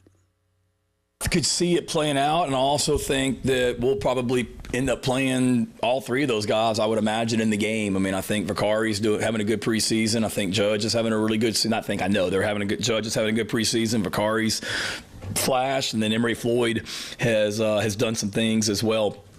Judge is taking the majority of those reps right there opposite O'Donnell, but that does not mean that Judge is necessarily the first one out against Old Dominion. And we try and have a rotation and keep guys fresh and play different people. We did that, last year, and I would imagine we'll see how it goes forward. Imagine we'll, probably continue to rotate those guys in and work them all as we go forward.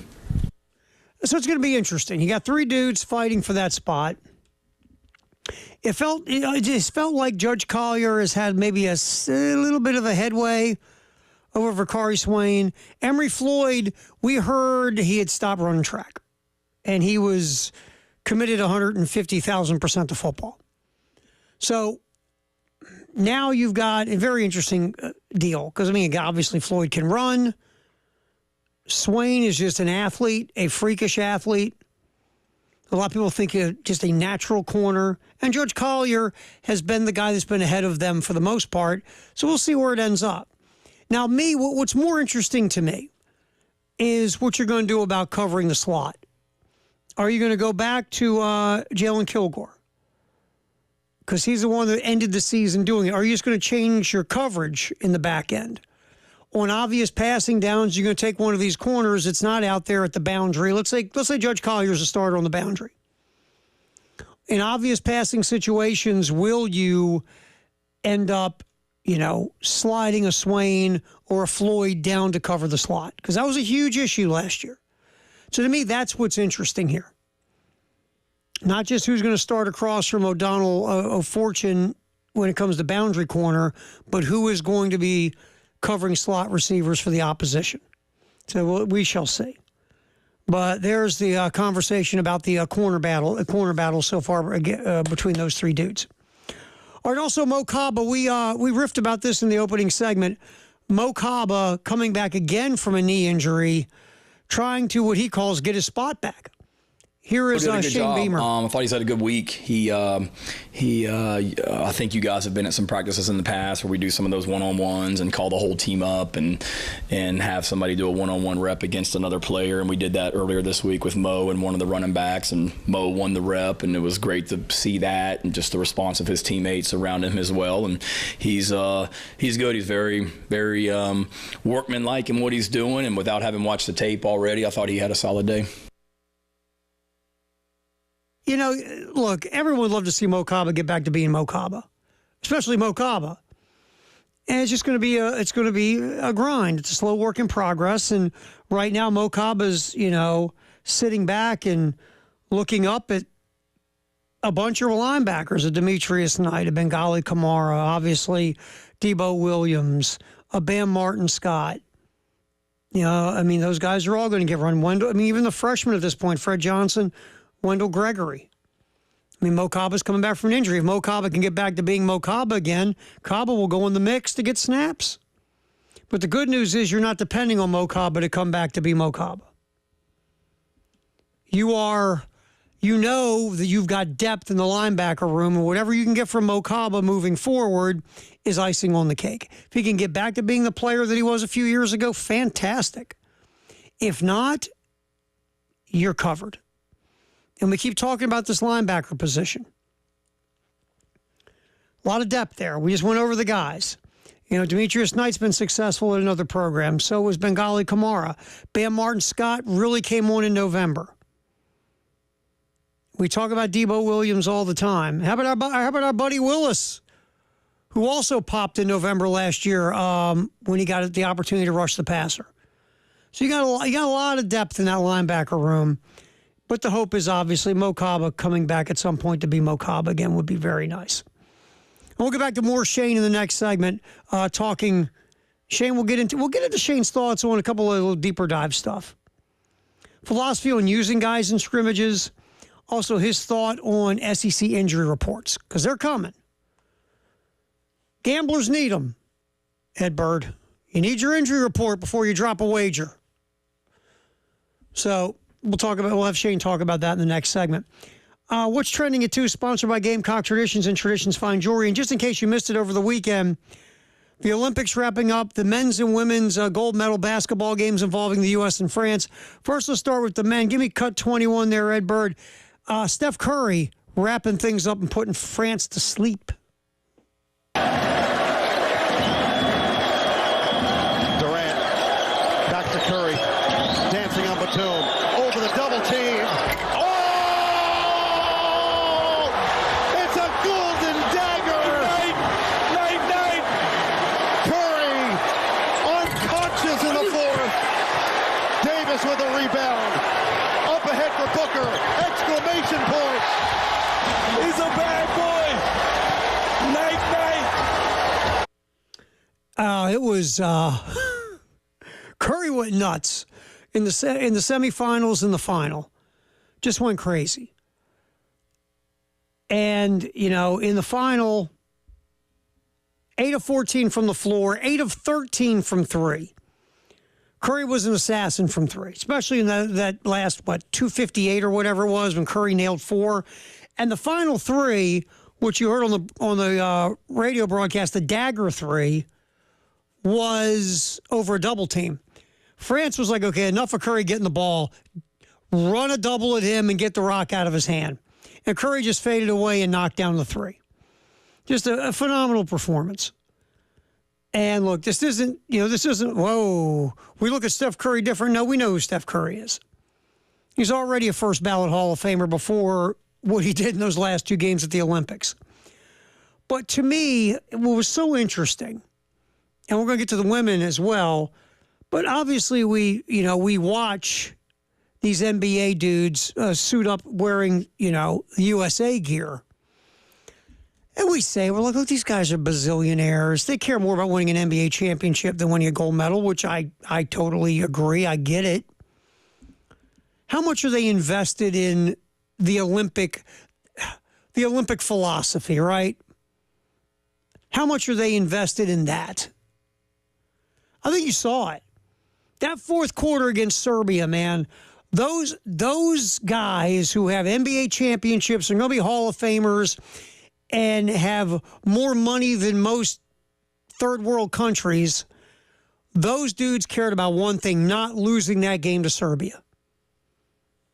They were intense. They were playing both ends of the court. We talked about it the other day. Kevin Durant is picking up a guy on defense full court.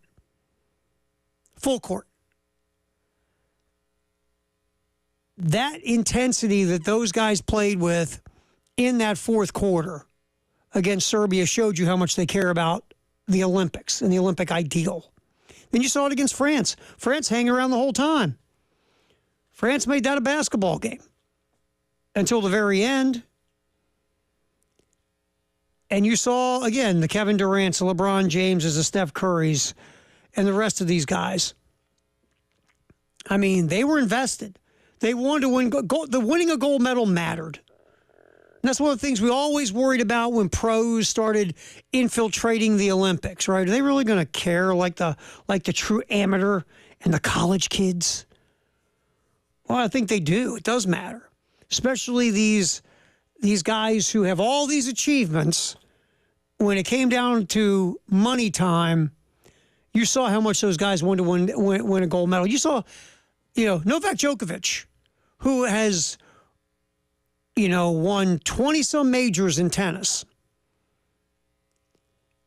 It looked like that gold medal meant more than anything to him when he finally won it in the Olympic tennis venue, beating Carlos Alcaraz.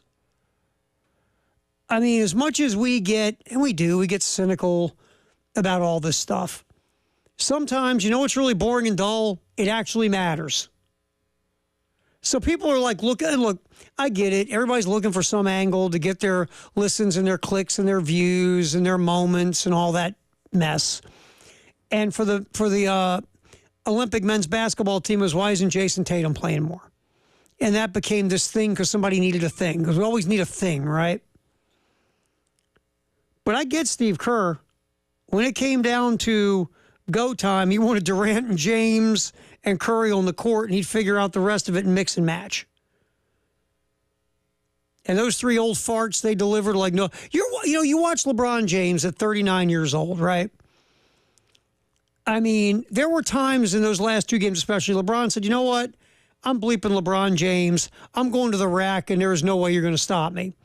And you saw LeBron James do it. And if you're playing for the other team, you're like, I know that's LeBron, but that dude's got more gray in his beard than my grandpa.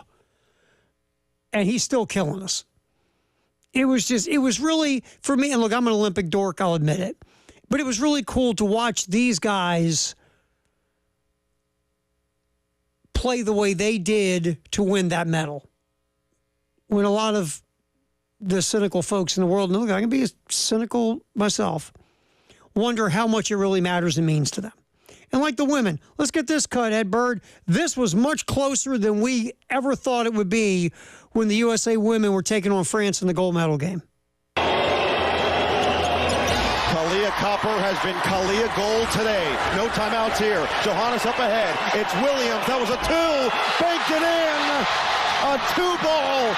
And the United States is going to claim gold for the 8th consecutive Olympics. What a finish. Williams with her foot on the line. Man, who saw that coming? It was crazy. It just was. I mean, the U.S. women had just been boat racing everybody. And you figured they would, handle France pretty easy. And here we go. Woo, gold medal. Did not work out that way. U.S. had to fight for every inch they could get. Asia Wilson was phenomenal. 21 points, 13 rebounds. She was the MVP of the Olympics for the U.S. Plum and Copper off the bench, both scored 12. It was tough going. It really was. France, Gabby Williams takes that shot, 2 feet farther back, you got overtime. France gave the U.S. everything that they wanted. And again, we talked about in the opening riff of the show was when you've been just rolling through people and taking everybody to the woodshed, and then all of a sudden you're in a tight game, and now you're not playing with a 35-point lead, but you're playing a one-possession game where you've got to execute. Not only do you have to execute, make the right play and the smart play, but you've got to finish the play either with a score or a denial. And the USA women, they made the plays at the end to win. And again, you have a lot of very accomplished women on this basketball team. And they did not want to be the team to lose and stop the streak that started after Barcelona. They haven't lost since Barcelona. They've won, was it now? They have the record for most consecutive Olympic victories. So it was something, man. It was something with the Olympics. But it was a great Olympics. We talked about the ratings earlier, but a phenomenal Olympics. The U.S. just destroyed everyone. And now it's off to L.A. in 2028. All right, what's trending at 2, sponsored by Gamecock Traditions and Traditions Fine Jewelry. We'll get back. We will hear Shane Beamer's philosophy on using guys in scrimmages. That's next on the Halftime Show. Terry Ford, Ed Bird, hang until 3 on the game.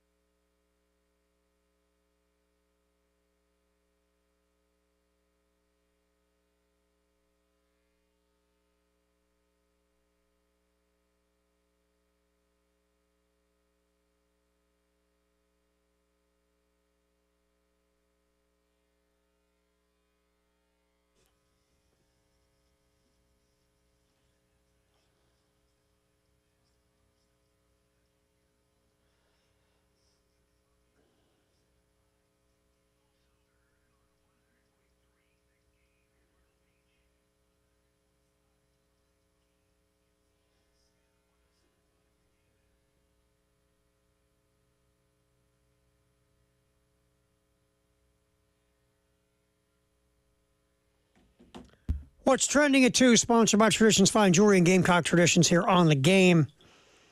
All right, Shane Beamer talking to the media after the first scrimmage on Saturday. Here's Shane talking about his philosophy on using different guys in the way they have in the scrimmage so far. Here's cut 18. That year was probably just so much, okay, we got a scrimmage, we're going to get out there for about 100 plays, let's go, and let's evaluate and all that stuff as well. But probably, I don't want to say big picture. And it's amazing. It truly is. The dynasty that we have built here at USAB has been incredible. I'm so proud and blessed to be a part of it. But probably dialed in a little bit better about where we are physically throughout the week leading into Saturday, and then knowing that, okay, this upcoming Saturday, a week from today, will be 2 weeks before the first game. So let's get those guys that are going to be playing kind of like the NFL when they used to play 4 preseason games. The third preseason game was the one where the starters played the most, probably into the second half. And the second preseason game, I've never coached in the NFL, but from what I know, the second preseason game is where you get some of your guys that are battling to make a spot on the team. Let's get them a lot of work and see what they do. And today was probably very much like that in a lot of ways, and at some positions. Whereas next week, we're going to get TJ Sanders and Tonka Hemingway and Boogie Huntley and Debo and Vershawn Lee, probably a little bit more work than they got today, so they'll be better equipped to play however many plays they got to play against Old Dominion in 2 weeks, if that makes sense. Yeah, that makes sense, Shane. Thanks. No, it makes sense. I mean, you got guys have pretty much locked up their spot, right? Like, a Tonka or a Boogie or a TJ Sanders. They're getting their run, right? You want to check out some of these other guys. And that's where you're at. That makes sense. And next week, you'll get the guys that where they slot, and they're going to get their playing time. But right now, you're trying to figure some things out, whether it's depth chart, rotations, whatever the case, because you got a deep football team. This squad is much deeper than last year's team. And you're trying to see where everybody pieces themselves in. Makes total sense. Also, injury reports are coming in the SEC, it feels like. And here's Shane Beamer, cut 2, Ed Bird, talking about SEC injury reports. I think it is. There's a lot of reasons behind that the SEC is doing that or thinking about doing that. It's something, David, that we talked about in Destin at our head coach our league meetings back in May. We did talk about that as head coaches. I have no problem with it. We actually did it when I was at Virginia Tech working for my dad. The ACC had that policy. I forget what year I was there, 11, 12, 13, 14, 15, but one of those years, or maybe more, there was a policy for injuries that you had to put out. And I have no issues with it. We've been fairly forthcoming, I guess, when it comes to injuries. And as long as everybody's, playing by the same rules, I'd have no issues. Yeah, I mean, look, we know why it's coming, right? We get it. Gambling. I mean, we understand. We understand the reason behind it. Wagering. So, just like the NFL, you're going to have injury reports. And for us in the media, it's great to a point. But it just depends on how they do it. What, doubtful or out, or questionable or out. If that's the way that's going, that's one of the things we've heard. I don't know how helpful that is. You make everybody questionable. Tom Brady was questionable for, 10 years on the Patriot injury report. So it all just depends on how you want to set up injury reports in the SEC. But, I mean, it's just the reality of where the world's going when it comes to football. And, college football, we talk about it, is becoming more and more like pro football. And you can hate it, but most likely you'll still watch. Because that's what we do as fans. I hate it. I hate where it's going. I can't stand it. Where are you going? I'm going to go watch it. That's what we do. What's trending at 2, sponsored by Gamecock Traditions and Traditions Fine Jewelry. Tell you what, who had a nice weekend? Spencer Rattler. Led the game-winning drive in the fourth quarter. They ended up in a field goal, 15 plays, 46 yards. In the waning moments for the Saints, led to the game-winning field goal. Rattler, 6 of 10 throws on the drive he completed. Patiently worked the defense underneath. So it was a nice preseason game for Spencer Rattler as a member of the Saints. So we'll see where that goes.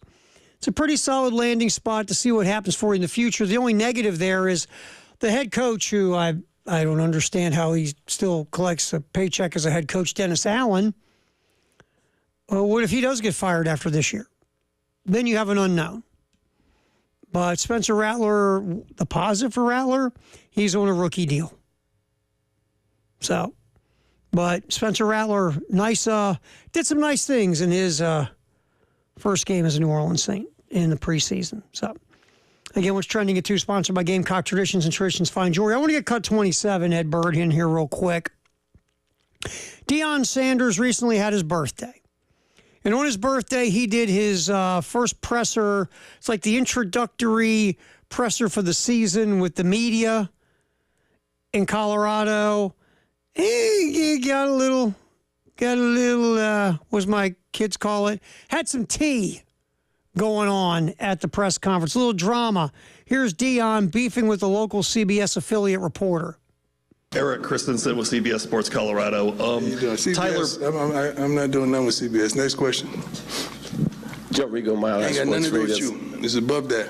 Ain't got nothing to do with you. I got love for you. I appreciate you, respect you. Ain't got nothing to do with you. They know what they did. I'm here in Denver, not national. You are who you are. CBS is CBS. All right. Joe Ain't got Rigo, nothing Mile to do with you. I respect you. That's why I told you that. I'm looking you in the eye as a man. I respect you. I got love for you. But what they did was foul. See, and that I believe is going back to reporting on his son, not his quarterback son, his defensive back son, who has had Shiloh, who has had some legal issues. And look, Deion Sanders wouldn't be the first head coach to boycott certain members of the media or not answer questions from certain members of the media or whatever. It's not the first guy to do it, won't be the last. That's what some coaches do, not all. But some do it. You know? So there are a lot of people taking shots at Deion for how he handled that. But like I said, coaches do it for whatever reasons. I guess the thing with Deion Sanders, he had a 4-win season last year. He started off, 3-1, and then pretty much got smacked around for the rest of the year. Your offensive line was a mess. Your son almost got killed trying to quarterback through that lack of protection. You basically got a revolving door in and out of your program.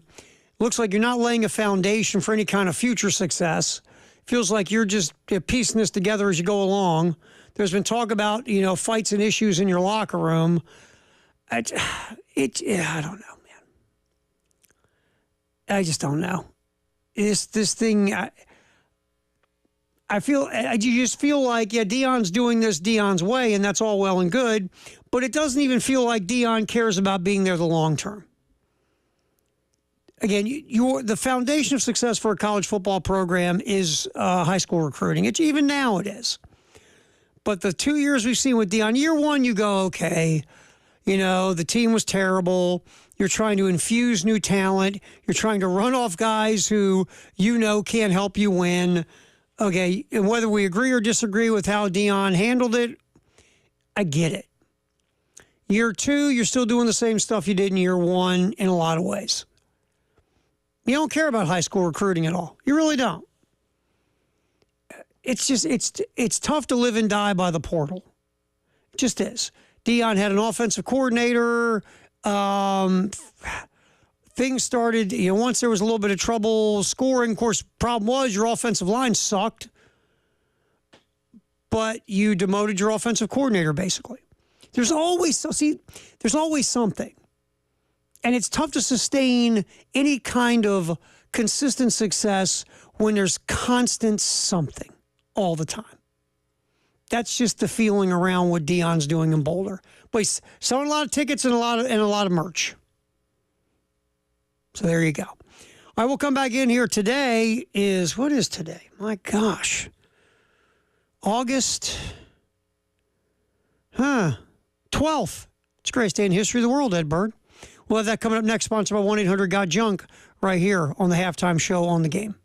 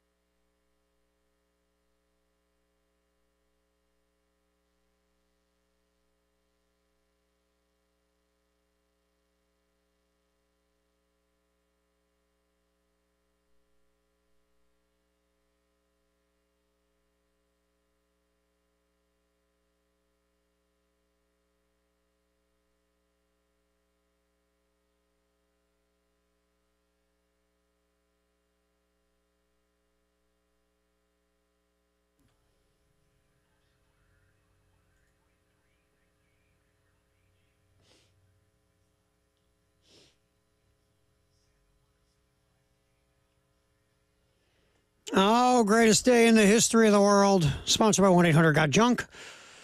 A lot of stuff. Olympic today in history's PGA Championship, because the PGA Championship used to be played, this past weekend. 2018, Brooks Koepka won his first PGA Championship, holding off a guy named Tiger Woods to win that championship in 2018. 2016, some young swimmer named Katie Ledecky, in her second Olympics, I believe it was, won 4 gold medals, set 2 world records. She went crazy. Swept 3 longer freestyle events in the same Olympics, and of course, she just tore it up here in 2024, also in Paris. 2012, Rory McIlroy breaks the PGA Championship record for margin of victory that Jack Nicklaus set in 1980. Remember, Rory hasn't won a major in a long time. Long time. He's been in contention for a bunch of them. He just can't seal the deal. But this is back when Rory actually won majors, back in 2012, winning the PGA Championship. U.S. men's basketball team this year in 2012 held off Spain, winning 107-101. Second straight Olympic championship for the men's U.S. Olympic basketball team. In 2011, we brought up Tiger Woods' name a minute ago. Woods, for the first time in his career, finishes outside the top 100 for the first time in a major, missed the cut. First time in his career at that point in 2011. 2008, Michael Phelps wins his third of 8 gold medals at the Beijing Olympics. He wins a 200-meter freestyle. World record pace just under 143. That was in 2008. I believe that was 2008. It's crazy. 2007, that guy Tiger Woods again, he captured the PGA Championship. At least one major victory for 3 straight seasons. His career total at that point was 13. Woods had a 2-shot win over Woody Austin. In the year 2000, Evander Holyfield won a 12-round unanimous decision over John Ruiz to win the vacant heavyweight championship, the WBA championship. We always think of Evander Holyfield. Isn't that the dude that Tyson bit off his ear? Yes, but Holyfield was more than that. He won an Olympic gold medal, if my memory serves me. Also, at one point was 34-3 as a professional, or 36. I'm going to get the numbers in front of me. 36-3 at one point as a professional. Had beaten Mike Tyson twice. Had held multiple weight division championships. But he was 37 years old, and they kept fighting, and I think it was like 8-7 in his last 15 bouts. Kind of, knock his record down. I believe it was like 44-10. I'm going to get in front of me here. Had some interesting rivalries with Riddick Bowe, Lennox Lewis, Mike Tyson. Again, a light heavyweight champion. So, had a really, really good career. A really good career. And he was down. He was DQ'd in the Olympics. I remember this now. He won a bronze medal in the 1984 Summer Games, had a controversial disqualification in the second round in the semifinal against New Zealand's Kevin Barry. I remember that now. Very controversial in 84. I believe it was a low blow.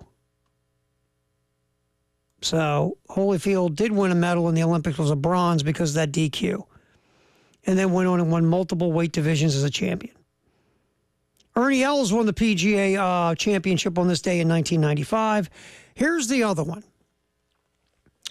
On this day in 1994, my dad, Dean Ford, said he would never, ever watch another Major League Baseball game in his life. 1994, Major League Baseball players went on strike, which, looking back, was a gigantic mistake, wiped out the World Series. There was a bunch of record-setting stuff going on in 94. Matt Williams was on pace to break the home run record. I believe Tony Gwynn was hovering around 400 regarding batting average. The Montreal Expos were crushing it as a team. It was a very good year, and it was ruined by greed on both sides. Both sides, owners and players. And you had a work stoppage that went, like I said, along to where you lost the World Series for the first time ever. And look, fans come back, and they did. With Cal Ripken breaking Lou Gehrig's record in the home run chase between Mark McGwire and Sammy Sosa, and the steroid era, to be honest, baseball got its footing back again. But there were some old school baseball fans who never forgave baseball for that 94 strike. And to be honest, my dad watched baseball games. I remember when they first came back, I think my dad lasted a week, and he started watching baseball again. But that was one that was tough when Major League Baseball struck in 94 and lost the World Series. So there you go. The greatest day in the history of the world, sponsored by 1-800-GOT-JUNK. All right, the ultimate season ticket giveaway, we're doing it again this year. This thing went crazy last year. Ton of folks registered for it. We had our 3 finalists come to our Summer Golf Classic at Charwood, and we built that drama, baby. And we drew the winner. There were tears of happiness, tears of joy. It was a lot of fun. And someone got the ultimate season ticket, which, if you don't know, basically you get season tickets to all South Carolina home football, baseball, women's and men's basketball games for the entire upcoming seasons. You register, go to 1075thegame.com, look for that flippy thingy on the top of the website. Once you see Ultimate Season Ticket 2.0, click. It's got a bunch of fans and stuff like that. You click on it, and you fill out the form. It'll take you, I'm telling you, 20, 30 seconds. And you're registered. We will draw the finalists that Monday of our Summer Golf Classic. And then those 3 final. Well, the one thing is you have to come to the Summer Golf Classic, and then we draw the winner. So Monday, August 19th, we will draw our finalist, and then we will draw the winner at the Summer Golf Classic on Friday the 23rd. The Ultimate Gamecock Season Ticket 2.0. Again, go to 1075 The Game to register. Yeah, we'll do the final 3 on the 19th, and we'll do the winner at the Summer Golf Classic. And we'll get back in here. Our Firehouse Sub Text the Hour. Maybe we'll yip a little bit with Jay Phillips as well on our handoff, sponsored by Little Pigs. That is coming up next. Halftime show. Terry Ford, Ed Bird, fine work. We have one more segment to kick around here on the game.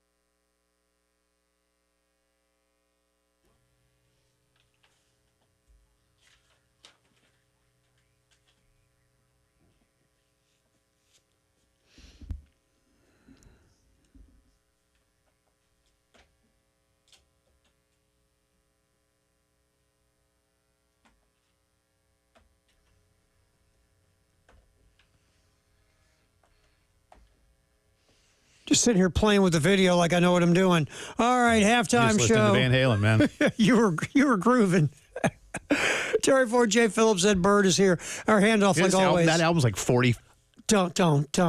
46 years old. Because then you're going to go, God, I'm old. Something like that. God, I'm Isn't that old. crazy? I know. No, that it is crazy. Remember, we were little kids grooving to that Van Halen, man. We were youngins. Hey, I'm still grooving to Van Halen. Yeah.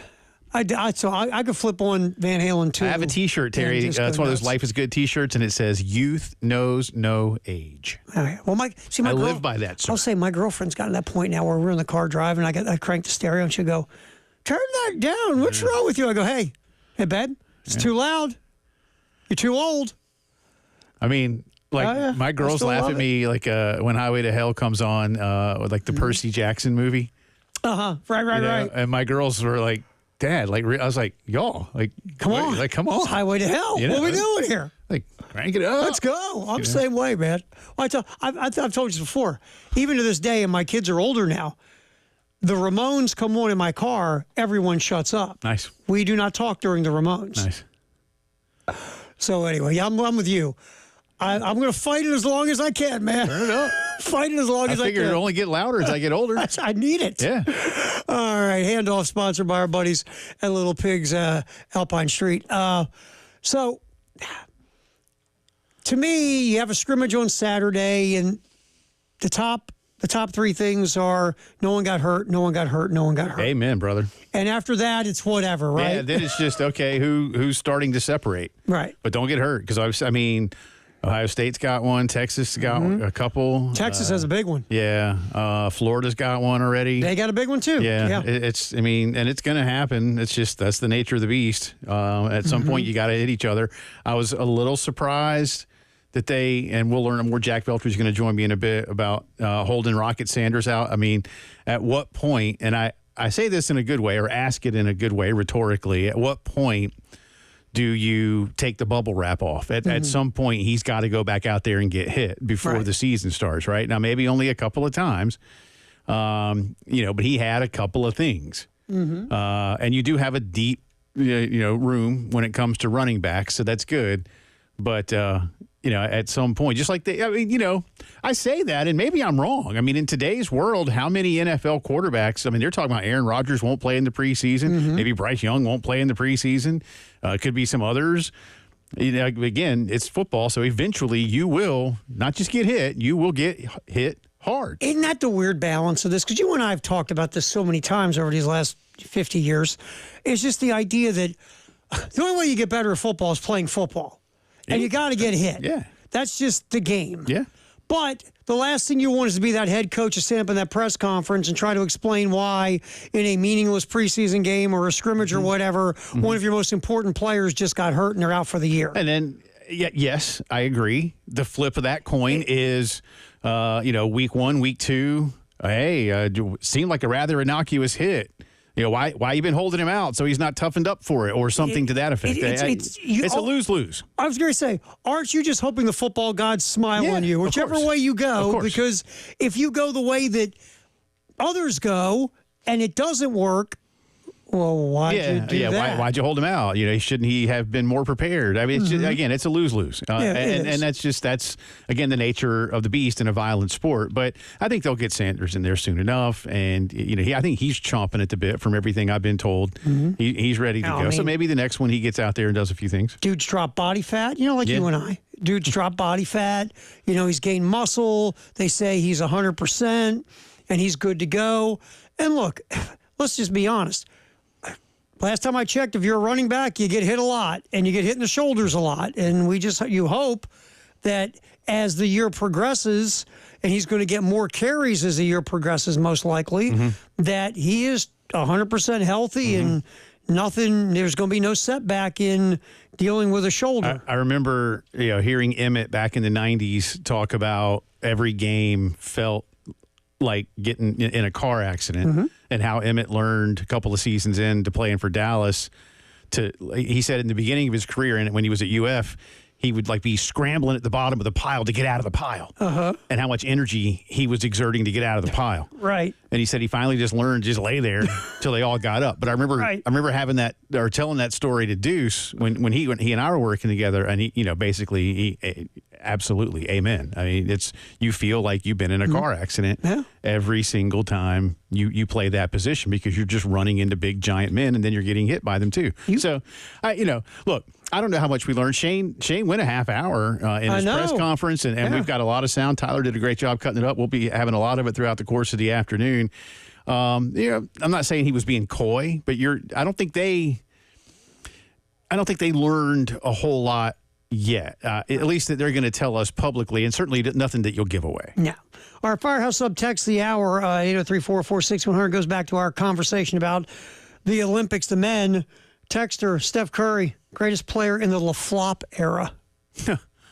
Look, I don't know, man. I love Steph. I mean, the way he and LeBron worked together.